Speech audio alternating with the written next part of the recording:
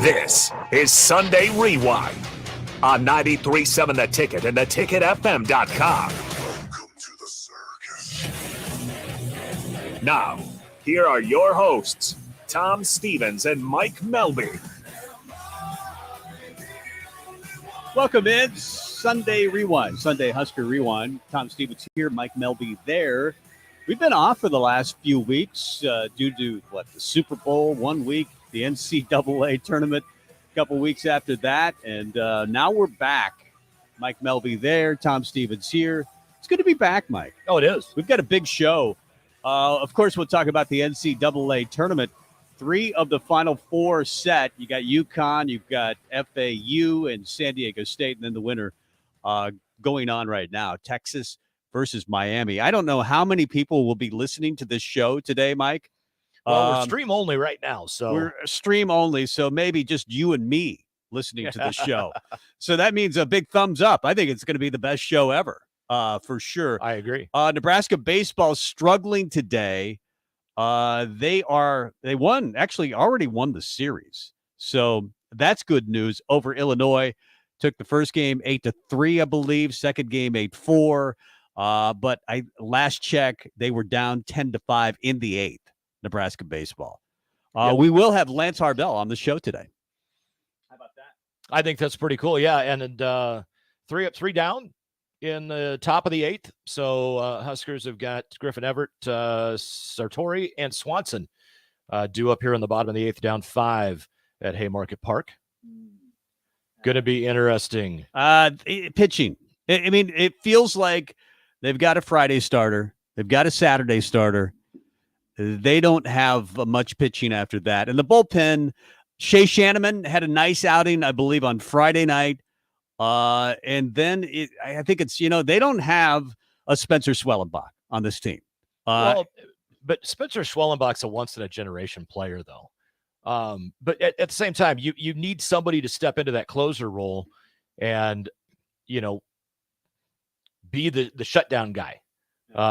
Jake Buns is a guy that I think a lot of people, thought could, if not be the closer, be the setup, be that 8th inning guy. But so we'll far, see. The good news is they're one of the best hitting teams in the entire country. I mean, they're in the top 30 in several offensive categories. Scoring runs shouldn't be a problem for most games, but there are going to be games where you just don't hit, and you need somebody to step up and pitch. And again, it looks like they have a Friday, Saturday starter. Do they have depth of pitching? I think you might find more about that. Find out more about this team as you go on. Should we just get to the starting gate? Yeah. Let's do it. We try to make this a pretty fast-paced show, 2 hours of rapid Husker radio. The rewind from the week, and Mike demonstrates in the starting gate. Husker baseball down 10-5, going to the bottom of the 8th. They currently sit 13-8-1. They have won the series. They won the first 2 games against Illinois Friday and Saturday. Friday night, Darren Erstad, Alex Gordon, and Shane Comine became the first ever to have their numbers retired by the Nebraska baseball program. So pretty cool there. Nebraska softball picked up a win today. They are now at 23-9. They've won 8 of their last 9. They sweep Purdue this weekend and start out the Big Ten season 3-0. Nebraska women's hoops lost at Kansas State in the Sweet 16 to the WNIT, 64-55 to finish the season 18-15. Pretty colossal underachievement, I think, for that team with the talent they had, and I believe with what people were expecting from them, especially when Sam Habee's injury turned out to not be quite as bad. I know, Allison Widener went down. She was an important part, but not to the point where I think they wind up in the NIT. But regardless, they did, and they did get to the Sweet 16 of that. Men's basketball, we're going to talk a lot more about Nebraska men's basketball. But since we've been on, obviously their season ends at 16-16. They ultimately become the last team left out of the NIT. I think if they would have gotten into the NIT, they would have made the Final Four of the NIT. I just truly do.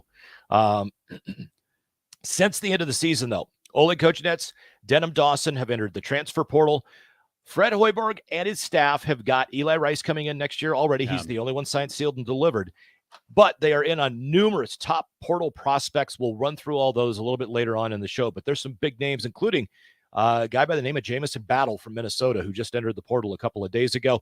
And if your name is not Cinderella, you got no business playing in this year's NCAA tournament, man. I would like to see the bracket of the person that has the Final Four. I don't think anybody's. It has to be somebody that knows nothing about basketball. It has to be somebody that was just filling it out and didn't care. Like, okay, I'll fill out your damn bracket, your office tournament.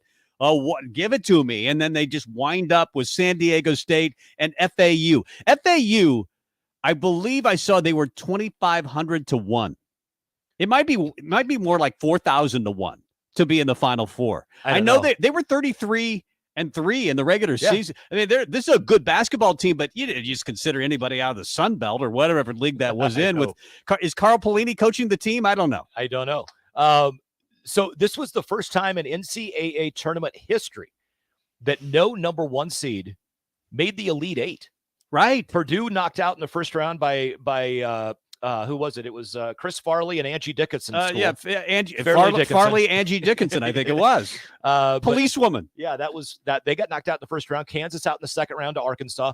And then San Diego State and Miami take out Bama and Houston in the Sweet 16. By the way, what another embarrassing, outside of Michigan State, what an embarrassing year for the Big Ten.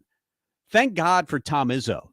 It feels like he's the only one that coaches in this league right now, at least as far as he's used to going every year. They've made it, 14, 15 straight years, whatever it is, to the NCAA tournament. They get to the Sweet 16 this year. And this was not even close to one of his better teams, but he just knows how to win in the NCAA tournament. Probably should have beaten Kansas State and still be playing. I mean, but other than that, Purdue, you're the number 1 seed and you lose to Angie Dickinson. I know. Well, Chris Farley was part of that school, too. I thought it was the Chris Farley and Angie Dickinson school. So that's right. Well, I mean, I guess maybe that's not that bad. They are 2 big stars. So regardless, huge news, though, earlier today as far as true Nebraska basketball fans go. Creighton lost, and they lost in kind of a pathetic manner. It almost felt like they could show up. Would you have made that call? I mean, that was the big argument with Charles Barkley and the gang after the game, is that you can't make that call in that situation. It affected his shot. There was definitely a hand on San Diego State's player there. I can't remember his name, but he hadn't shot a free throw all the game. Misses the first one, makes the second one. That's a foul. It threw him off balance. And I'm not saying that because I hate Creighton, and I hate Creighton. But I hate that excuse that you can't make that call in that situation. And I totally disagree with Barkley on that as well. And because you have to make the call. The whole you're punishing, because if you don't make that call and you use Charles Barkley's logic here, okay, that means that in the final seconds of any game, any offensive player that does something that would warrant a call where he's going to get a foul and have free throws, that offensive player can't make any of those moves or any of those plays because he's not going to be awarded the free throws and the foul because it's in the final seconds. And Charles' argument is, look, he's not going to even make that shot anyway. Well, how do you know he's being pushed off? I mean, he was definitely pushed as he was shooting the ball. That's a foul. If it's a foul in the first quarter, it's got to be. Well, I guess I've argued the other way as a Nebraska fan because I'm a bit of a homer when it comes. You can't make that call in that situation. But that looked to be something that influenced the shot. Somebody was driving along in their car that I follow on Twitter, and they had on Creighton's play-by-play and then the national broadcast. And they said, our friend John Bishop does the play-by-play for Creighton. And Nick Boz there with him, of course. And so the Creighton broadcast, worst call in the history of the NCAA basketball tournament. And on the national broadcast, they're like, it's a call they have to make. It was a foul. By the way, one of the big heroes in that game, Agweka Rope, played for Omaha South, was committed to Nebraska for 3 years. And Nebraska said, we don't want you at the end of that recruitment. He ends up at San Diego State and ends up beating the Nebraska team, which is kind of cool. And he was really the hero. You could see him flying in to the announcers area, trying to get a loose ball, and he saves it. and he flies into Nick Baugh and dumps his drink on him. I know. I'm sorry. That was priceless. I mean, that was pretty cool. By the way, Nick Baugh and John Bishop, good friends of ours. Yes. I've known Nick and John for a long time. I would be a homer as well. Quite frankly, I like the homer call. If it's not on a national broadcast, obviously, but for my team, I want a little bit of homerism.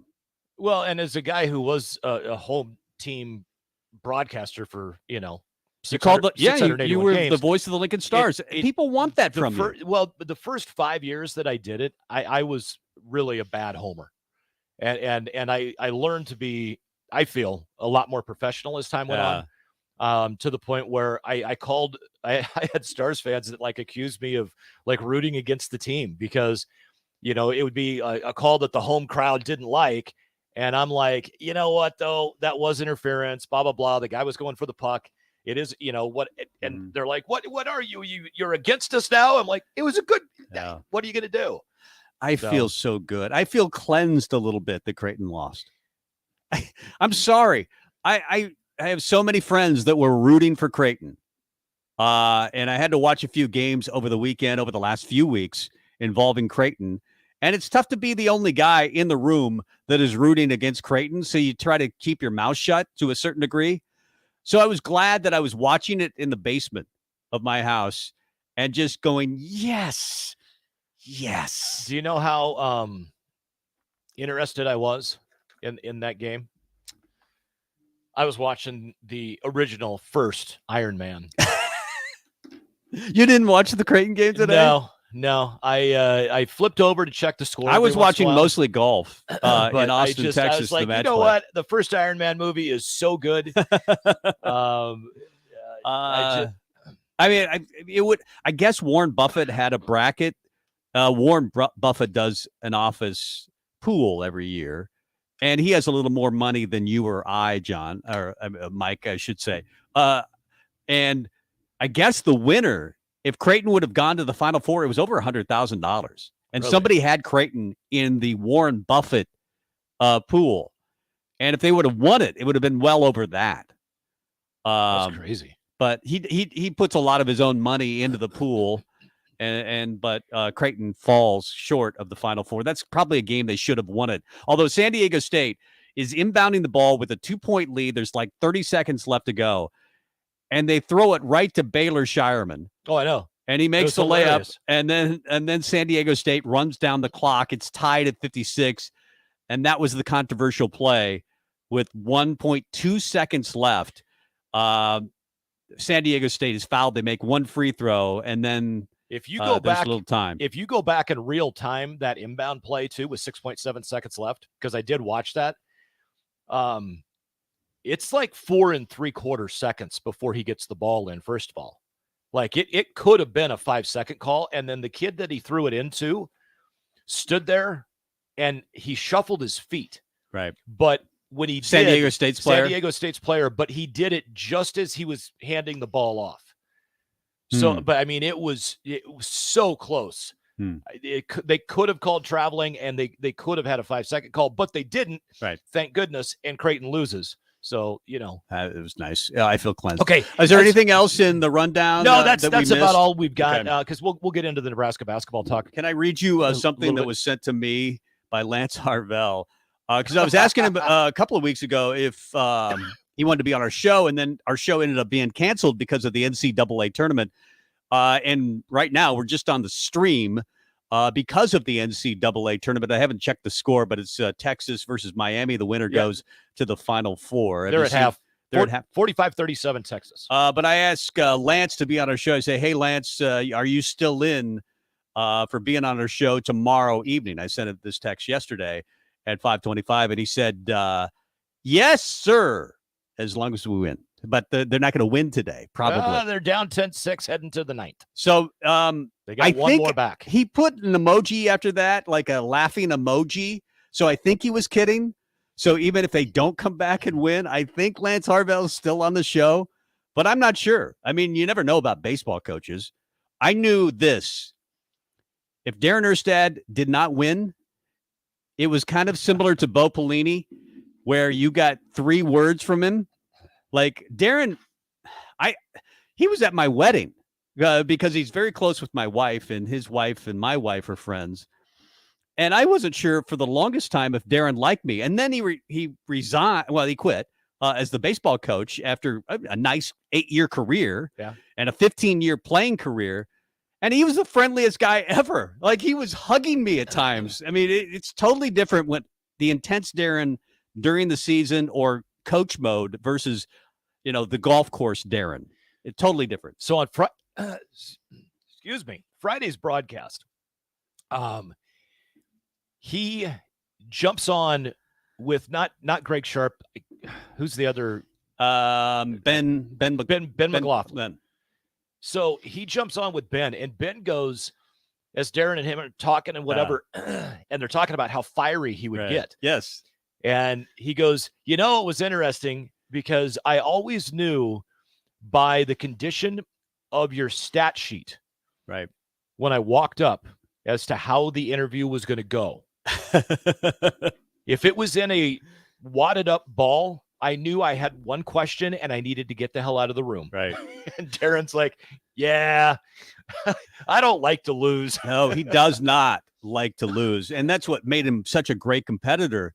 And I guess that's one of the great things about baseball is you play so many games. In Major League Baseball, you play 162. College baseball, somewhere around 50, 60 games. Yeah. So if you lose a game, and Nebraska's 13-7 going into today's game, you can kind of move on relatively quickly to the next midweek game. It's not like football where you lose a game, you have a whole week to think about it.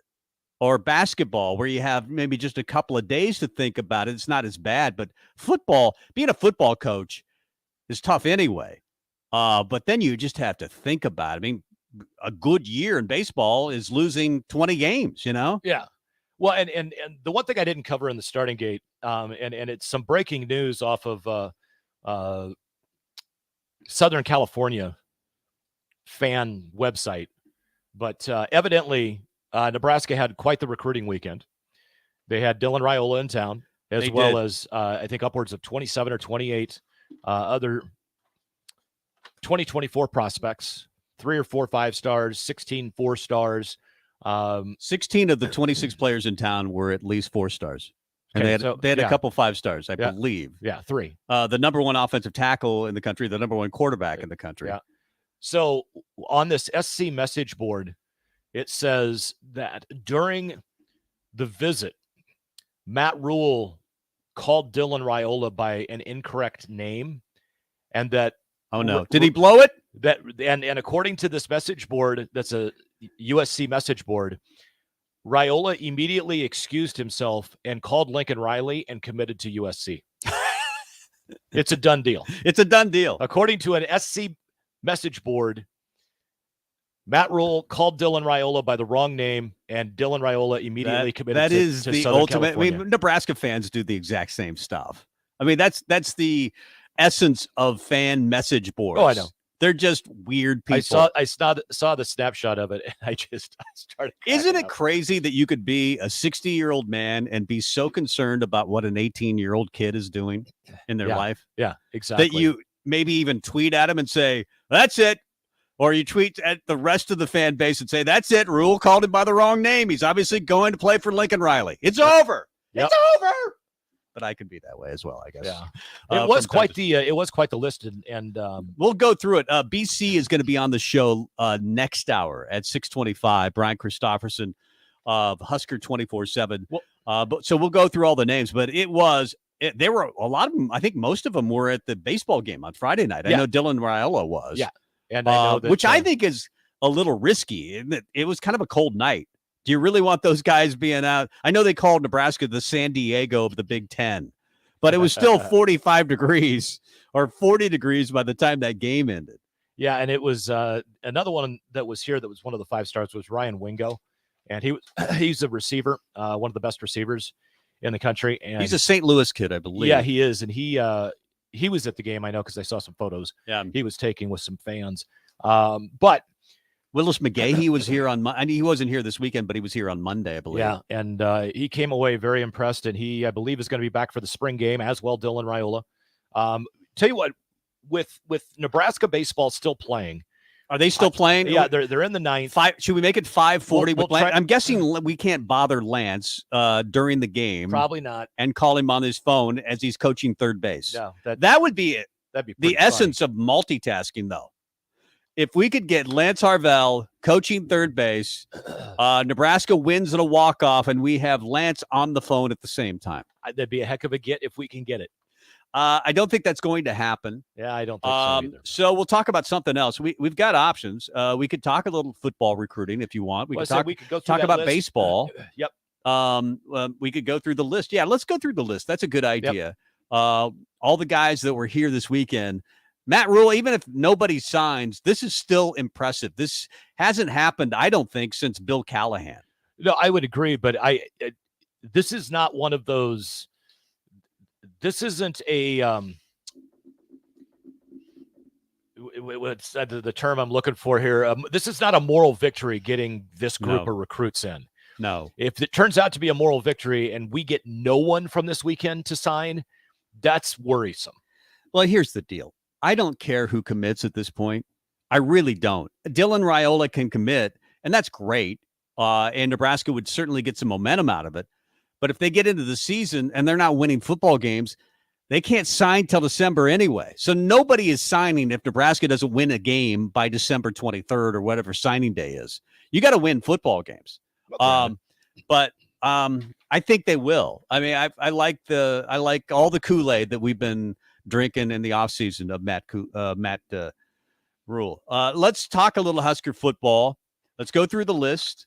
And then we'll wait on Lance Harvell. I thought it was iffy because they moved the game. When I originally scheduled Lance Harvell for this interview, it was going to be a 1:30 start. Then they pushed the game back because of the snow last night to 2:30.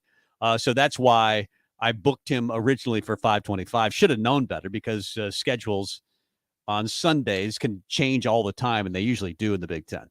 And I'm just going to verify what I just saw.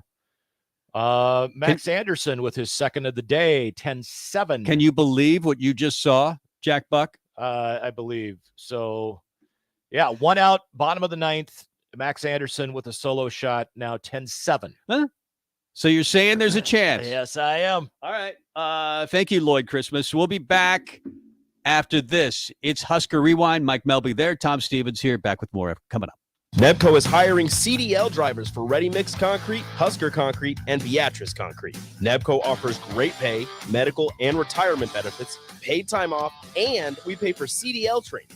Apply today to earn an average total compensation of $50,000 to $60,000 your first year driving.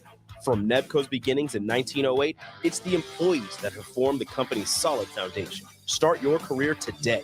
Visit nebcoinc.com. That's NEBCOINC.com.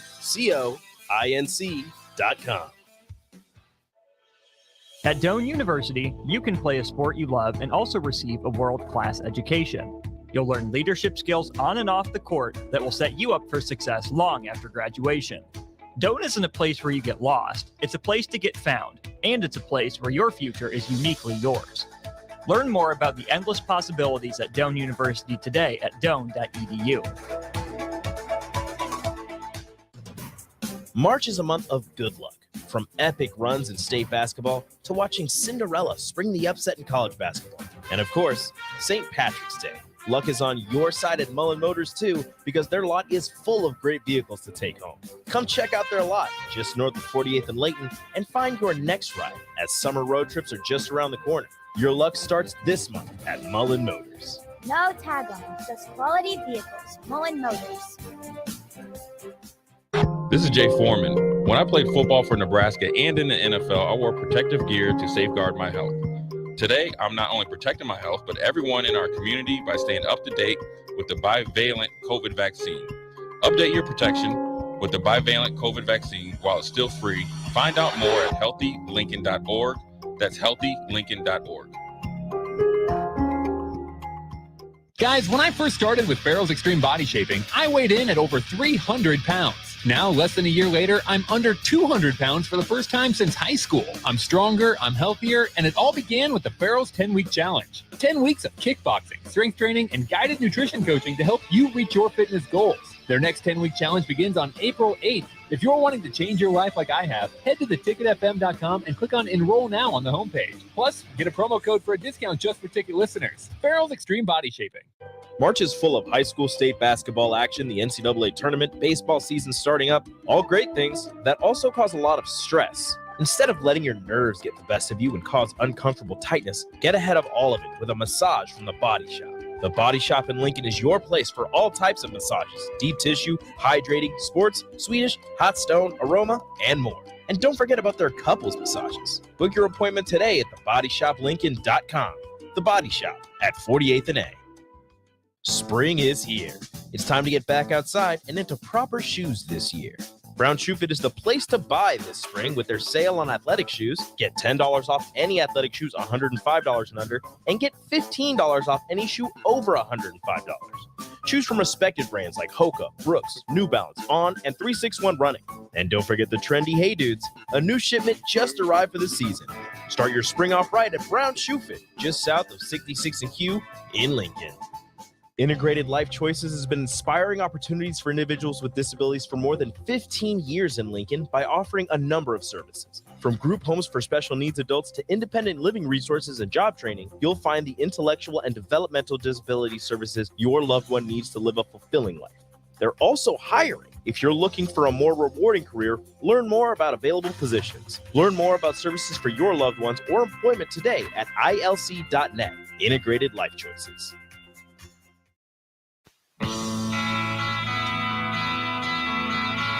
More of the Sunday Rewind is coming your way next. 60% of the time, it works every time.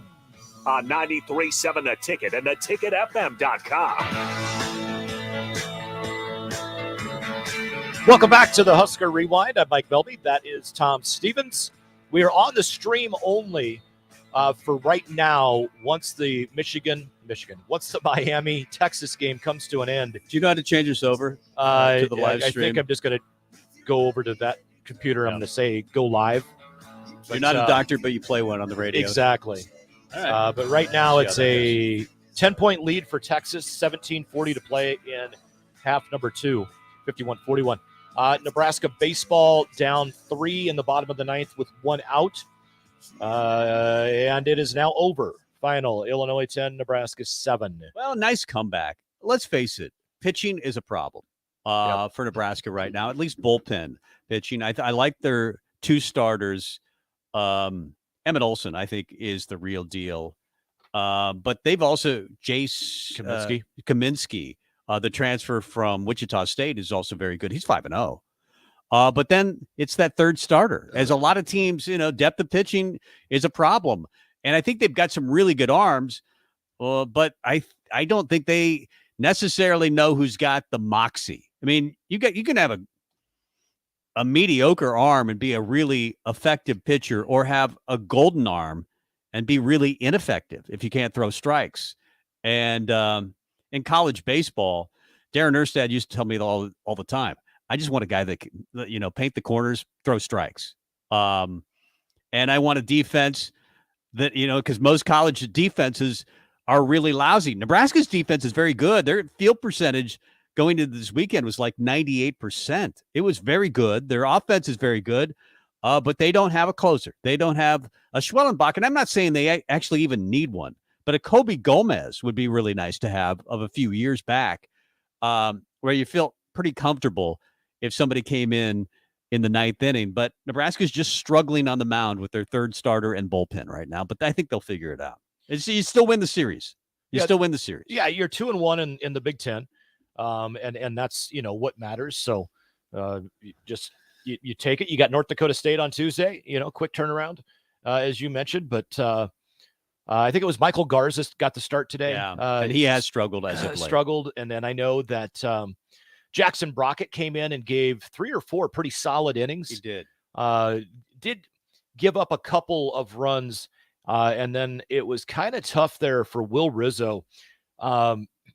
Listening to the broadcast on the way down to the studio, Ben McLaughlin and Greg Sharp were talking about a Max Anderson pitch that was outside that they called him out on looking in the bottom half of the prior inning. Yeah, I listened to that as well. And then poor Will Rizzo thinks he's got strike 3 for the third out. Starts to walk off the mound. And it's a pitch that was like over the plate. It was on the corner, but it was a strike.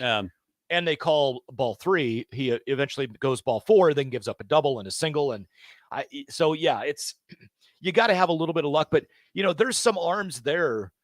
Shea Shanneman is one that just he's not had his things go his way as of yet. Another guy, a young man out of, I believe, Elkhorn, who everybody thought was going to come in and be dominant as a college baseball pitcher, is Drew Christo, and Christo has struggled his whole career. He just it's one of those. He's still only second year in. He's a sophomore, but yeah, I mean, Kyle Perry, Shea Shanneman both have ERAs just under 7. Right. So they've got to get that figured out. Get some people out of the bullpen that can, bottom line, throw strikes.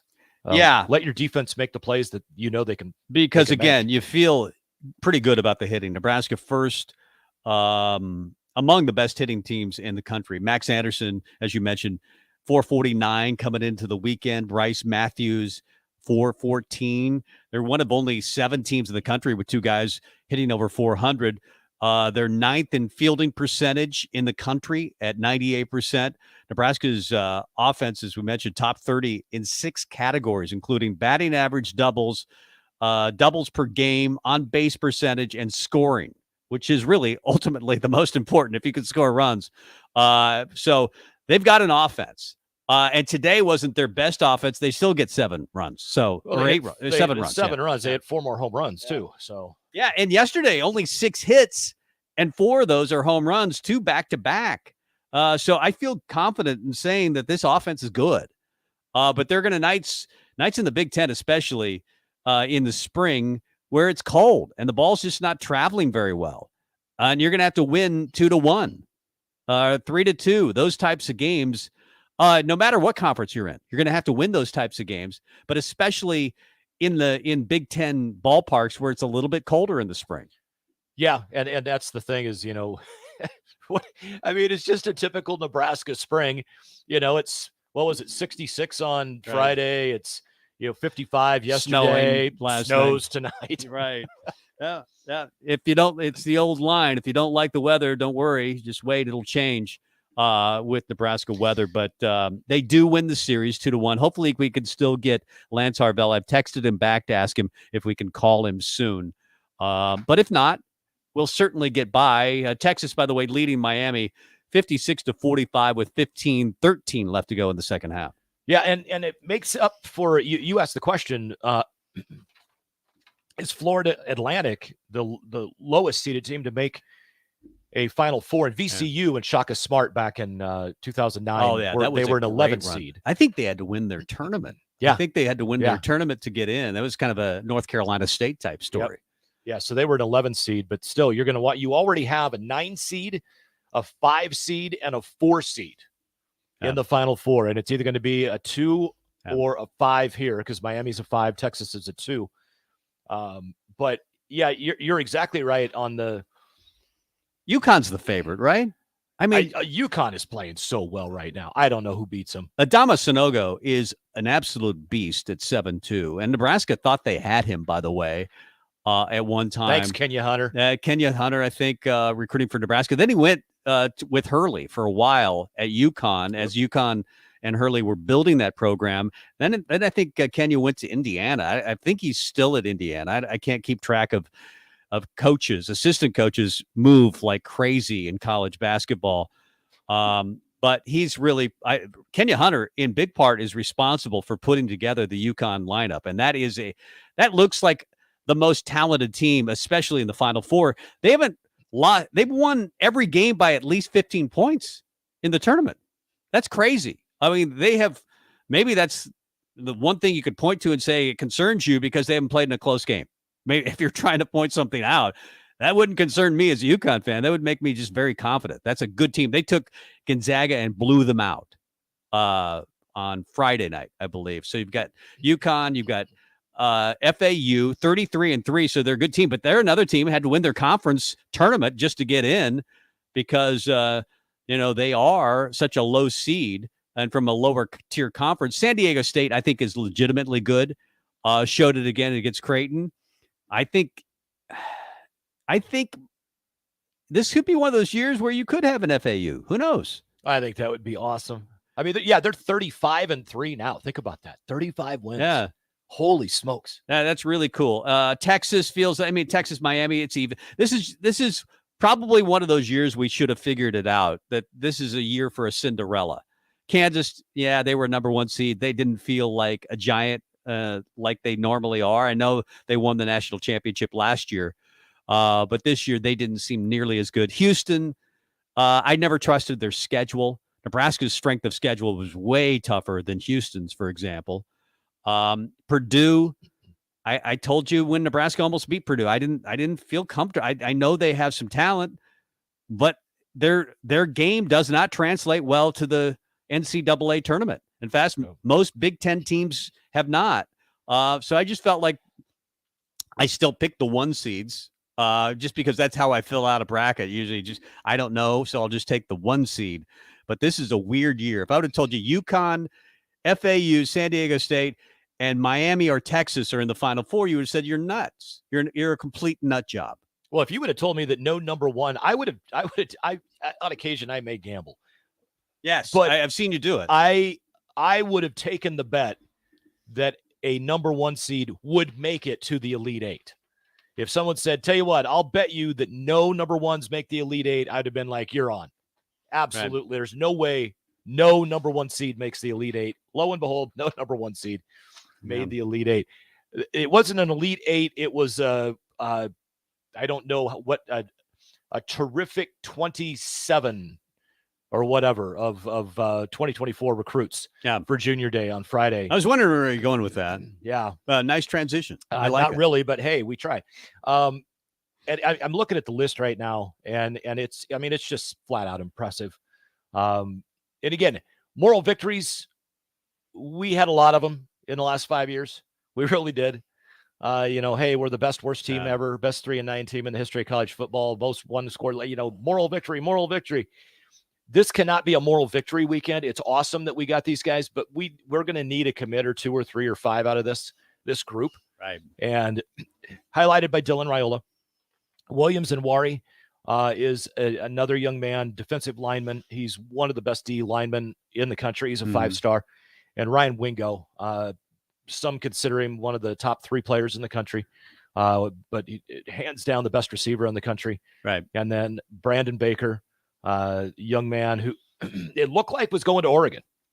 It looked like it was a done deal, but Oregon's offensive line coach left for the NFL.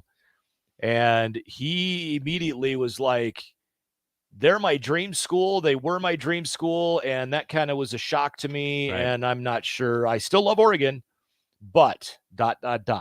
Now, does Nebraska stand a chance with him? Who knows? I can tell you this, though. Everything that you see and that you hear from all of these guys that were here this weekend, they were blown away by exactly what you expected them to be blown away by. Not only Husker Nation, because Husker Nation shows out anytime recruits are in town. I mean, we've had guys that haven't committed here that are walking around downtown Lincoln or campus, and they're on a visit, and they've got, students, they've got, old guys like you and I, whatever, coming up, shaking their hand. They know who they are. They know what they look like. They're asking for autographs, posing for pictures, and Husker Nation all out did it again this weekend with every one of these guys. And then the message that came out of that coaching staff, you heard it time and time again, and all the stuff that I saw out of these young men that were in town this weekend. This staff is one of the most well put together staffs that they've seen. That it's one of the most cohesive staffs they've ever seen. Yeah. The recruits are like, this, there's a reason why this is going to work here. Now, does it mean 1 or 2 or 5 of these guys commit? Don't know. Time will tell. But Nebraska fans, you got what you wanted out of the weekend from the way your coaching staff acted. And there's a reason that that Matt Rule wants to make these practices look elite. Everything he does, he wants to make elite. But he wants to bring in 4- and 5-star recruits and have them watch practice And I heard that phrase over and over. It was elite. I mean, it was well run.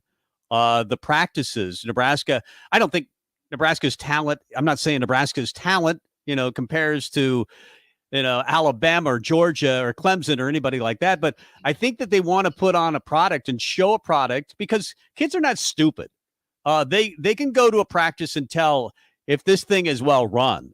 They're looking for stuff. They're looking for where they fit in as far as the coaches and how they communicate with the players. And are they emotionless? Do they just stand in one place like Mike Riley did and talk to reporters, or a coach from, Texas that he used to really like? Or do they run around from different from station to station and actually coach? And I think that's something you're going to see from Rule and something that players really watch. Well, and Ryan Wingo, one of his comments, and I believe it was a tweet, he said that the thing that he took away as like the most impressive thing, or one of the two most impressive things, was Garrett McGuire. He it's funny. The 22-year-old, maybe the youngest coach in college football. Yeah, the 23-year-old receivers coach was one of the two most impressive things about the visit from the best wide receiver in the country.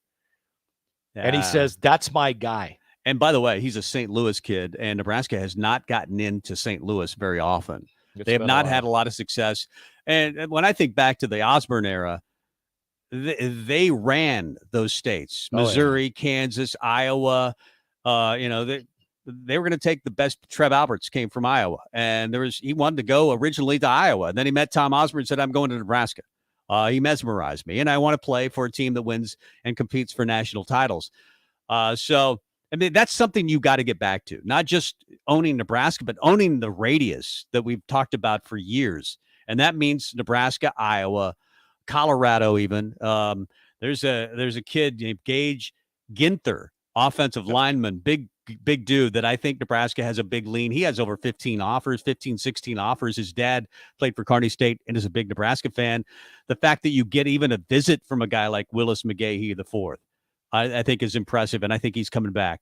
Or the Brandon Baker, the number one offensive tackle, is in town. Obviously, Dylan Raiola is the linchpin to this recruiting class. But I don't think they're going to be just moping. If they don't get Dylan Raiola, they're just going to say, okay, we quit and close up shop. Willis McGahee, did you see the video of him running the 100? I did not. There was a delayed reaction, like the sound of the starting gun didn't travel to him at the same time it traveled to the other guys he was racing against. I'm not surprised that you're saying he's fast. He was a full step and a half behind everybody out of the starting gate, and he won by a step. Yeah. And just watching him. And he's not a running back like his dad. He's a linebacker. He's a linebacker, but he has speed that is insane. Yeah. He was a step and a half behind. Like to see him race Malachi Coleman. Yeah. I would love to see that. And we're hoping that. By the way, it surprised me last week when I heard Matt Rule say, he was talking about the fastest guys in terms of GPS, not just in terms of 40 times. And Heinrich Harburg and Jordan Smothers were the first two guys he mentioned. Yeah. Did that surprise you a little bit? It did with Harburg, but not Smothers. Smothers I knew was fast. Yeah. And I knew he ran track in high school, but I'm thinking about some of the fastest guys. Well, Trey isn't here anymore, so I don't think he'd be Trey. But that just made me think, wow, they value speed. Is Harburg a quarterback going forward? See, and that's where I've it's funny because he's a guy that just didn't fit in with Mark Whipple, and you could tell that right away. Yet you feel bad for him, but Whipple wants pro-style quarterbacks. He's probably not that yet. Maybe he will be. But just you wonder where, and the bottom line is, and this goes back to just the history of Matt Rule, and there's been a ton of great people that write fantastic articles for all of our whether it's blogs or online stuff or websites or papers, but Matt Rule will look at somebody and go, yeah, you know what? I know you've played quarterback your whole life, or I know you've been a linebacker your whole life, but I'm going to turn you from an inside linebacker into a tight end. Wait, you're going to do what? oh, guess what? You're an all-conference tight end, and now you're in your third year in the NFL as a tight end. I mean, he has such a track record in finding guys and going, I got a better position. And it makes you wonder with Heinrich Haarberg. Yeah, and it's interesting to hear. I know we're shifting a little bit, I guess, from recruiting, and we can continue that conversation of guys who were in town and how impressive it was. But it's just it's interesting to hear the coaches speak because they're trying to put two and two together of what this offense might look like. I've seen Sims, and I know a little bit, obviously, about him, and we know all about Casey because we saw him last year, but it's a different offensive coordinator, a different offense in general, same offensive line coach, but we're hearing much more, running the football. But we've also heard Marcus Satterfield say it's positionless offense. What does that mean? There's no, quarterbacks could go out for passes. Tight ends, we could have 4 of them on the field at the same time. Running backs can play wide receiver, whatever. So I think this is the point where now that spring ball has started, we're just trying to piece things together. Was he watching Fred Hoiberg this last year? Yeah. And he saw that, like, you got your big man running the point. I mean, it was positionless basketball. So I don't know what to do. I don't want to harass Lance Harvell if he's, Well, yeah, we get it. You got a job. I texted him, and if he gets back to me, we'll have him. Yep. But I know me. I get cranky after losses, and I probably don't want to talk to you or my wife. I've been around you after a loss or two. So I don't know where his mood is in, but it's still a good weekend. I mean, if you'd have told me going into the weekend that Nebraska wins 2 of 3 over Illinois and a good baseball team, Illinois, I would actually be very happy with that, knowing that they had lost their last 2. So it's a good start to the Big Ten season. We'll see if Lance gets back to it. We'll have him back on at some point because he is such a good interview. I mean, he is about as good as it gets, I think, as far as radio interviews are concerned. Very funny guy, very entertaining, and obviously knows baseball at a high level. Would you like to continue the football conversation? I have basketball planned for next hour. Yep. I'm not looking. Well, I sent you the rundown earlier, but it changed a little bit with some of the things that we had happened to our show. Well, I know this last segment we were going to talk a little bit of recruiting, which is why I kind of tried to jump into it there with that one. And I almost think we can still touch on some of the recruiting. Of course, Starter Heyman text line is open, 402-464-5685. If you've got questions on any of the recruiting stuff that went on this weekend, we'll tell you what we know, which isn't a whole lot. No, there are no commits that we know of. But the other thing is, it's been an interesting week. A couple of things came out. No single-digit numbers right now. Guys have got to earn them. I want to talk about that. And I also want to talk about the running backs because I think it's really, really interesting what's going on. And after watching some clips of practice, that running back room, it's going to be interesting. And let's talk about that a little. I do like his philosophy, Matt Rule, on numbers. No 1 through 9. You got to earn those numbers. We can talk about that and some of the other things that you mentioned. We'll do it next. This Sunday Husker Rewind. Mike Melby, Tom Stevens, back with more after this. Nebco is hiring CDL drivers for Ready Mix Concrete, Husker Concrete, and Beatrice Concrete. Nebco offers great pay, medical, and retirement benefits, paid time off, and we pay for CDL training. Apply today to earn an average total compensation of $50,000 to $60,000 your first year driving. From Nebco's beginnings in 1908, it's the employees that have formed the company's solid foundation. Start your career today. Visit nebcoinc.com. That's NEBCOINC.com. At Doane University, you can play a sport you love and also receive a world-class education. You'll learn leadership skills on and off the court that will set you up for success long after graduation. Doane isn't a place where you get lost. It's a place to get found, and it's a place where your future is uniquely yours. Learn more about the endless possibilities at Doane University today at doane.edu. March is a month of good luck.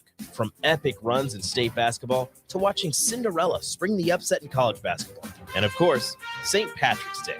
Luck is on your side at Mullen Motors too, because their lot is full of great vehicles to take home. Come check out their lot just north of 48th and Layton and find your next ride, as summer road trips are just around the corner. Your luck starts this month at Mullen Motors. No tag-on, just quality vehicles. Mullen Motors. This is Jay Foreman. When I played football for Nebraska and in the NFL, I wore protective gear to safeguard my health. Today, I'm not only protecting my health, but everyone in our community by staying up to date with the bivalent COVID vaccine. Update your protection with the bivalent COVID vaccine while it's still free. Find out more at healthylincoln.org. That's healthylincoln.org. Guys, when I first started with Barrel's Extreme Body Shaping, I weighed in at over 300 pounds. Now, less than a year later, I'm under 200 pounds for the first time since high school. I'm stronger, I'm healthier, and it all began with the Barrel's 10-week challenge. 10 weeks of kickboxing, strength training, and guided nutrition coaching to help you reach your fitness goals. Their next 10-week challenge begins on April 8th. If you're wanting to change your life like I have, head to theticketfm.com and click on Enroll Now on the homepage. Plus, get a promo code for a discount just for ticket listeners. Barrel's Extreme Body Shaping. March is full of high school state basketball action, the NCAA tournament, baseball season starting up, all great things that also cause a lot of stress. Instead of letting your nerves get the best of you and cause uncomfortable tightness, get ahead of all of it with a massage from The Body Shop. The Body Shop in Lincoln is your place for all types of massages, deep tissue, hydrating, sports, Swedish, hot stone, aroma, and more. And don't forget about their couples massages. Book your appointment today at thebodyshoplincoln.com. The Body Shop at 48th and A. Spring is here. It's time to get back outside and into proper shoes this year. Brown Shoe Fit is the place to buy this spring with their sale on athletic shoes. Get $10 off any athletic shoes $105 and under, and get $15 off any shoe over $105. Choose from respected brands like Hoka, Brooks, New Balance, On, and 361 Running. And don't forget the trendy Hey Dudes. A new shipment just arrived for the season. Start your spring off right at Brown Shoe Fit, just south of 66 and Q in Lincoln. Integrated Life Choices has been inspiring opportunities for individuals with disabilities for more than 15 years in Lincoln by offering a number of services. From group homes for special needs adults to independent living resources and job training, you'll find the intellectual and developmental disability services your loved one needs to live a fulfilling life. They're also hiring. If you're looking for a more rewarding career, learn more about available positions. Learn more about services for your loved ones or employment today at ilc.net. Integrated Life Choices. Back to the Sunday Rewind with Tom and Mike That's old school. Yeah? No school like the old school. on 93.7 The Ticket and theticketfm.com.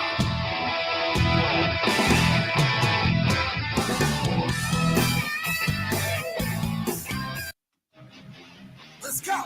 Don't care. We're going to play baseball. That's it. 2-2 to Hallmark. Swings and hits one in the air. Deep left center field. Going back is Christian Franklin. And this one off the batter's eye and gone for a home run.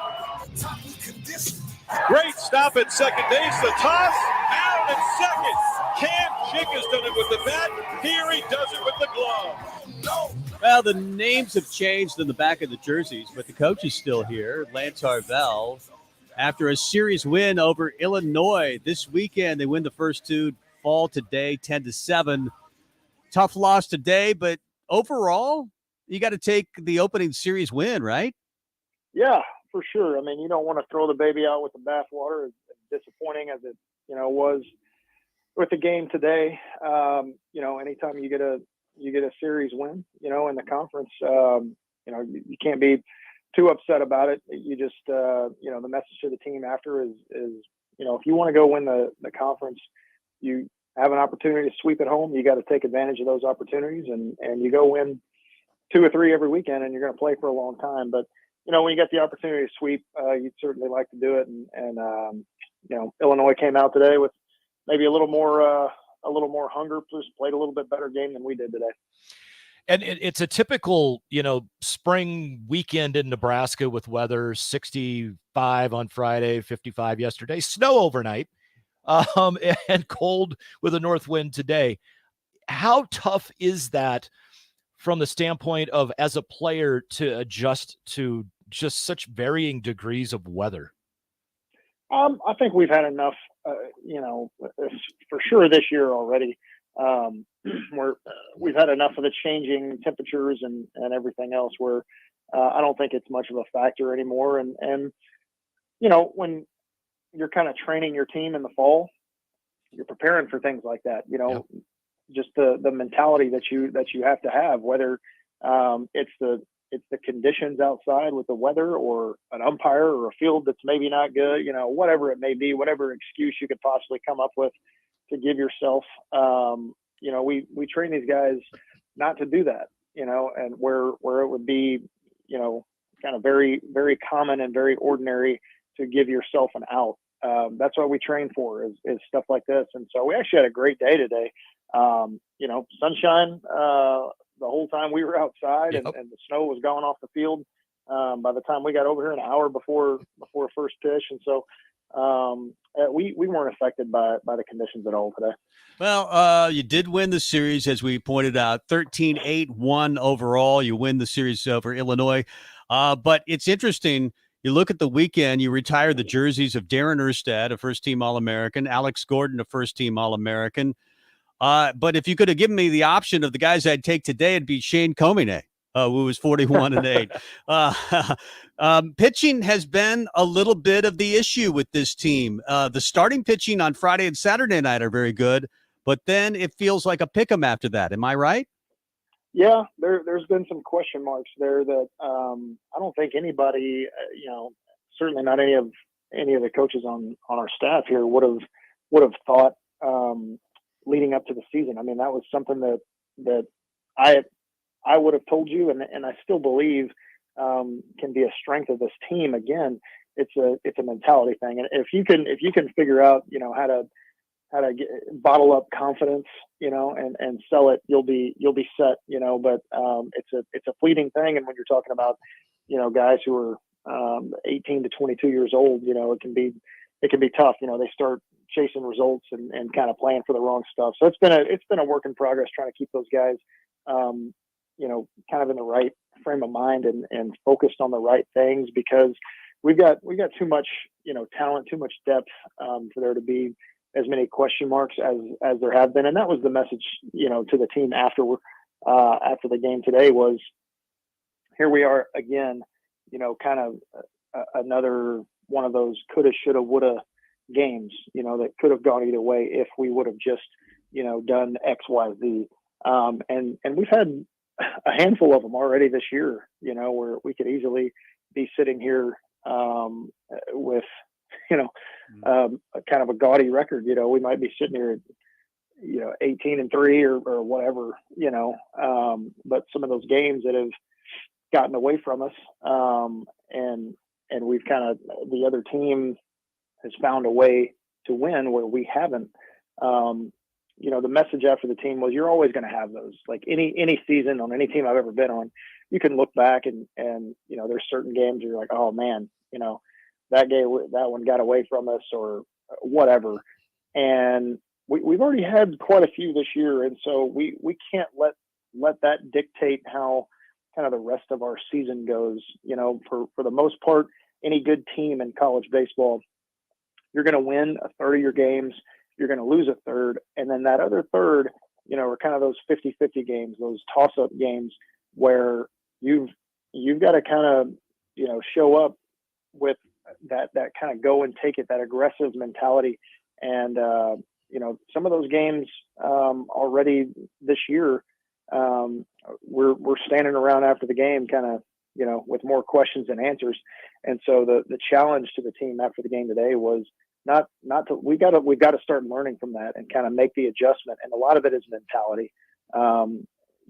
Just going, like I said earlier, you got a chance to sweep at home, you go take it. You come out hooked up, ready to go win, like we do, on Fridays and Saturdays. Go play that same game. And along the way, you kind of start to kind of answer or get rid of some of these question marks, that we may have on our team right now. But there's no flinch and no backup on this team. I know that. I know the resiliency. I know the toughness that we have in our group. We just kind of have to be better, and kind of make that adjustment. Kind of, it's a part of growing up, as a team. And that's what we're faced with right now. And we've got, kind of 2/3 of the season left to go make that adjustment and go be better. Lance Harvell, Nebraska assistant baseball coach, joining us here on the Husker Rewind. Michael Garza gets the start today, not the start that he wanted, but then Jackson Brockett, who's somebody who has given you some quality starts, comes in and pitches pretty nice for about 4 innings.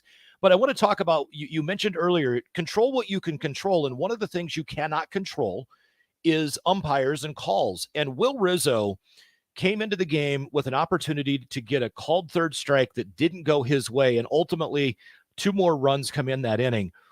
He's a redshirt freshman, and he's a young guy, but it is that one of those just general teaching moments where you're like, hey, shake it off. You just learned, a lesson. You can't control that umpire.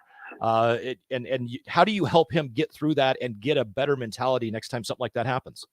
Yeah, no doubt. And that was something that was addressed too. It's you don't have any control over that. And part of maturing and fixing that problem is make another pitch. So what, you didn't get the call. And that's something we talk to all the time to our team is we're good enough. We don't have to play perfect baseball to go win a game. We don't have to have everything go our way to go beat somebody. We're good enough to overcome that stuff.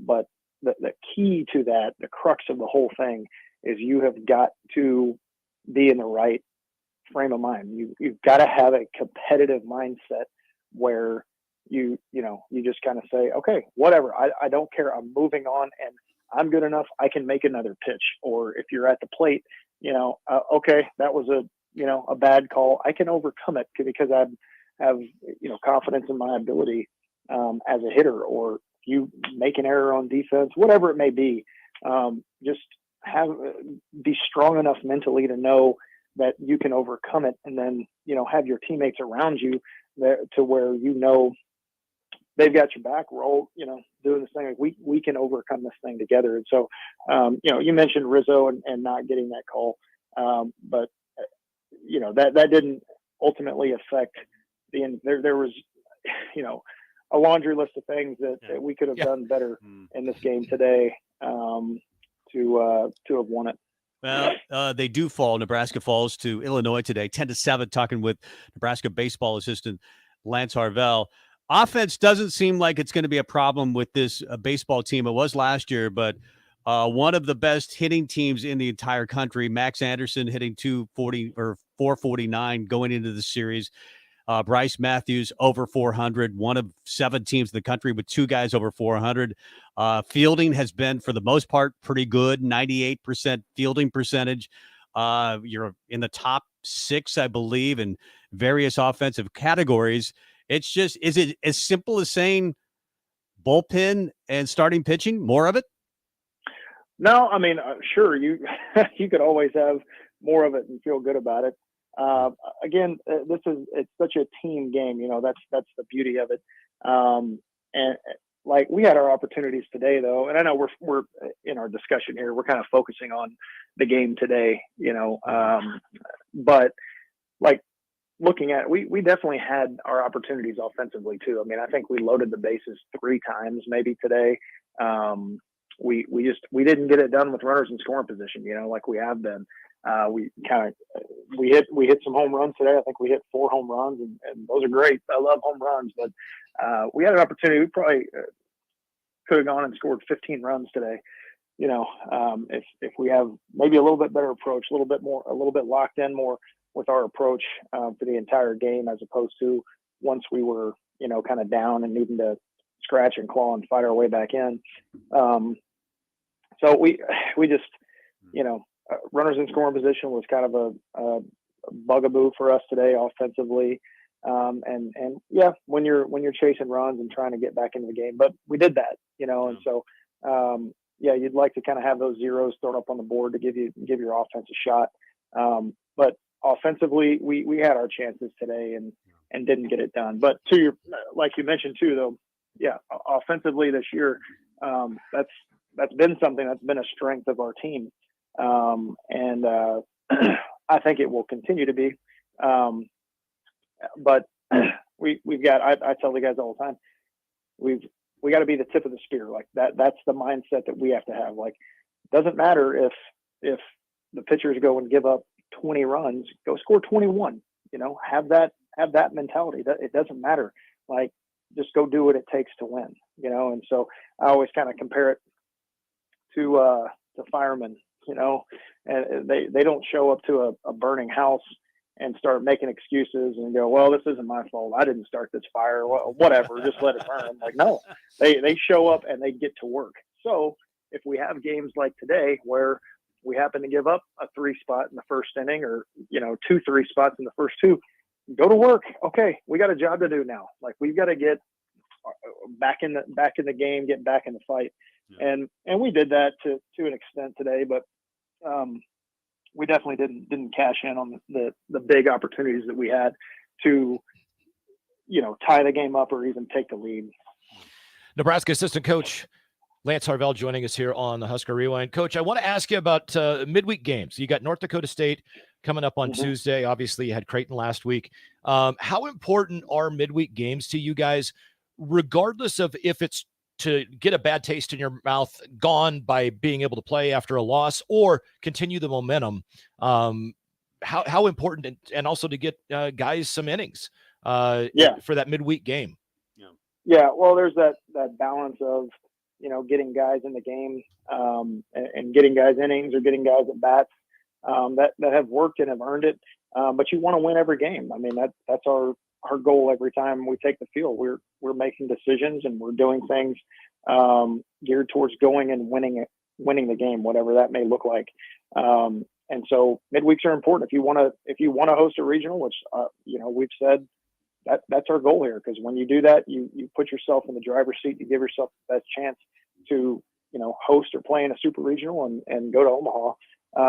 And we haven't taken care of business in the midweek this year so far. I mean, the game against Creighton, we were in control of that thing. Obviously, what happened at the end there, you kind of feel like you let them off the hook a little bit. But we were in control of that game for the majority of the game. Sometimes you just got to kind of look at it and be like, well, that's baseball. That's why we love it and we hate it at the same time, because it'll rip your heart out like that. But the midweeks don't take a back seat to any other game. For us, they're just as important.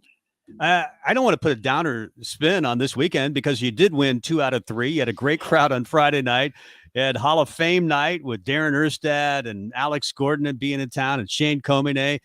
I mean, it had, the loss been on Friday and the wins Saturday and Sunday, you're feeling better. I guess that's baseball though, right? I mean, you play a lot of games, you're going to lose a few.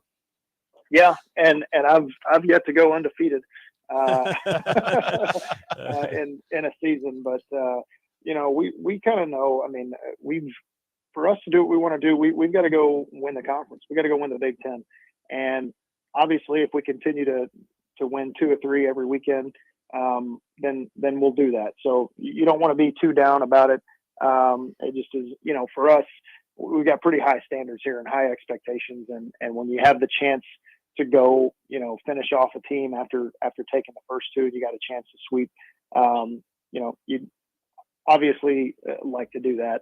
Yeah. But you can't get too down, taking 2 or 3 to open up conference and get yourself off on the right foot. I'll let you go, but you got North Dakota State on Tuesday, as Mike mentioned, A&M Corpus Christi, then I think Abilene in there, Kansas State, before you get back to the Big Ten. Do you like that, where you start the Big Ten and then you go back to non-conference play? I love playing baseball games, so whoever it's against, I don't care. I'm an equal opportunity competitor, so wherever we got to go, whoever shows up in the other dugout, I am A-okay. Playing. Well, we'll talk to you soon, hopefully after you reel off about 10 in a row here. But I'd like to have you on as often as we can, because I really feel good about this baseball team. I feel like it's a team that's just going to grow as it moves along. Yeah, and I think people, if you come out and seen us play in person, I think a lot of people, like 2 years ago, that 21 team, people could see how we played, and they could see the heart and the fight on that team. And this team has those same characteristics. And I think people who have come out to see us have gotten their money's worth. Obviously, win or lose, whatever. But one thing we're going to do, we're going to give people a fight, and we're going to compete hard and make people proud and people in the state proud. Because we know what this program is built on. We know what the people in the state, kind of what they believe in and what the values that they hold. And those are the things this group is about. And so I think people that have seen us and will kind of fall in love with that. So, yeah. And as we know, Lance, chicks dig the long ball. This team can hit the bombs. It's going to be fun to watch them go yard. I mean, when it warms up, it's only going to get more. I mean, they're hitting. Yeah. You're hitting in some cold environments right now and still hitting the ball a long ways. Well, here's the deal. As long as they're not solo shots, I mean, I love the home run as much as the next guy. Right. Start doing it with some guys on base, and, that's all good. But no, I dig the long ball too. I'm not just the chicks that dig it. Well, it's going to be a fun team to talk about all year long, and we hope to have you with us all year long. Yeah, I should be free next Sunday, so let's set that up. Alrighty. Perfect. That makes it automatic. Thanks, Lance. We'll talk to you next week. Lance Harvell, Nebraska baseball assistant. He's fun. He's awesome. And after a win or this, just downtime of a season or talking recruiting, he's fun. I mean, once we get into the major league playoffs and his Astros are playing again, he's just a fun guy to have on the radio. Well, we'll have him as much as we can. You mentioned chicks dig the long ball. After the 4 today, Huskers have hit 39 homers in 22 games. Yeah. The thing is, it could be coming from anybody. Yeah. It's never the same guy. I mean, you look up and you see Max Anderson had a home run. That's not a big surprise, but it could be Bryce Matthews. It could be, they've got a load of good hitters up and down this lineup. Dylan Carey, who's only a freshman, is going to be a superstar. Gabe Swanson, Griffin Everett hit a long ball, but they've got a bunch of guys. Some of them, I'll be honest with you, I hadn't heard of until a few months ago. And they're in there hitting shots. But as Lance pointed out, their approach hasn't always been great. And sometimes you'd like to take the walk or get a single and then load the bases and hit the long ball. He felt like they could have scored 15 runs today. Yeah, and they possibly could have. So, you've got home run-wise, Bryce Matthews has 7. Max Anderson has 6. Gabe Swanson with his 2 today has 6 as well. So, and then don't forget too, they're missing Garrett Anglem. He's been out now for 3 weeks, right, with the hamstring strain. So hopefully he gets healthy and can come back next week. I've seen years where Nebraska's best hitter and best home run hitter had 8. Oh yeah, for the entire year. Yeah, it's not every year you got Matt Hopper or Dan Johnson. No. So, those were and this feels like one of those teams offensively. Yeah. Now, can you come up with more weekend pitching? Because Emmett Olson is very good. It looks like Jace Kaminsky's very good. Olson, is 4-1. Kaminsky's undefeated. But then after that, you just haven't found. And I think they've got arms. It's just finding out who they are. Yeah. That's a big part of it.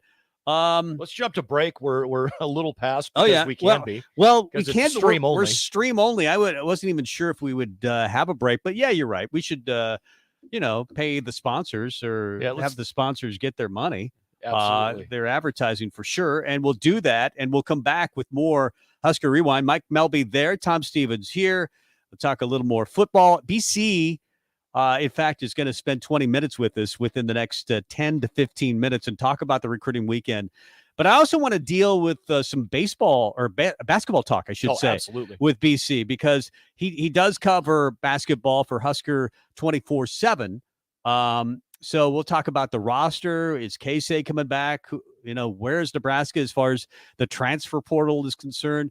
All of those things with BC. He's within the next 10 minutes. So we'll talk about other things until we get to BC, and we'll do that next. Nebco is hiring CDL drivers for Ready Mix Concrete, Husker Concrete, and Beatrice Concrete. Nebco offers great pay, medical, and retirement benefits, paid time off, and we pay for CDL training. Apply today to earn an average total compensation of $50,000 to $60,000 your first year driving. From Nebco's beginnings in 1908, it's the employees that have formed the company's solid foundation. Start your career today. Visit nebcoinc.com. That's NEBCOINC.com. At Doane University, you can play a sport you love and also receive a world-class education. You'll learn leadership skills on and off the court that will set you up for success long after graduation. Doane isn't a place where you get lost. It's a place to get found, and it's a place where your future is uniquely yours.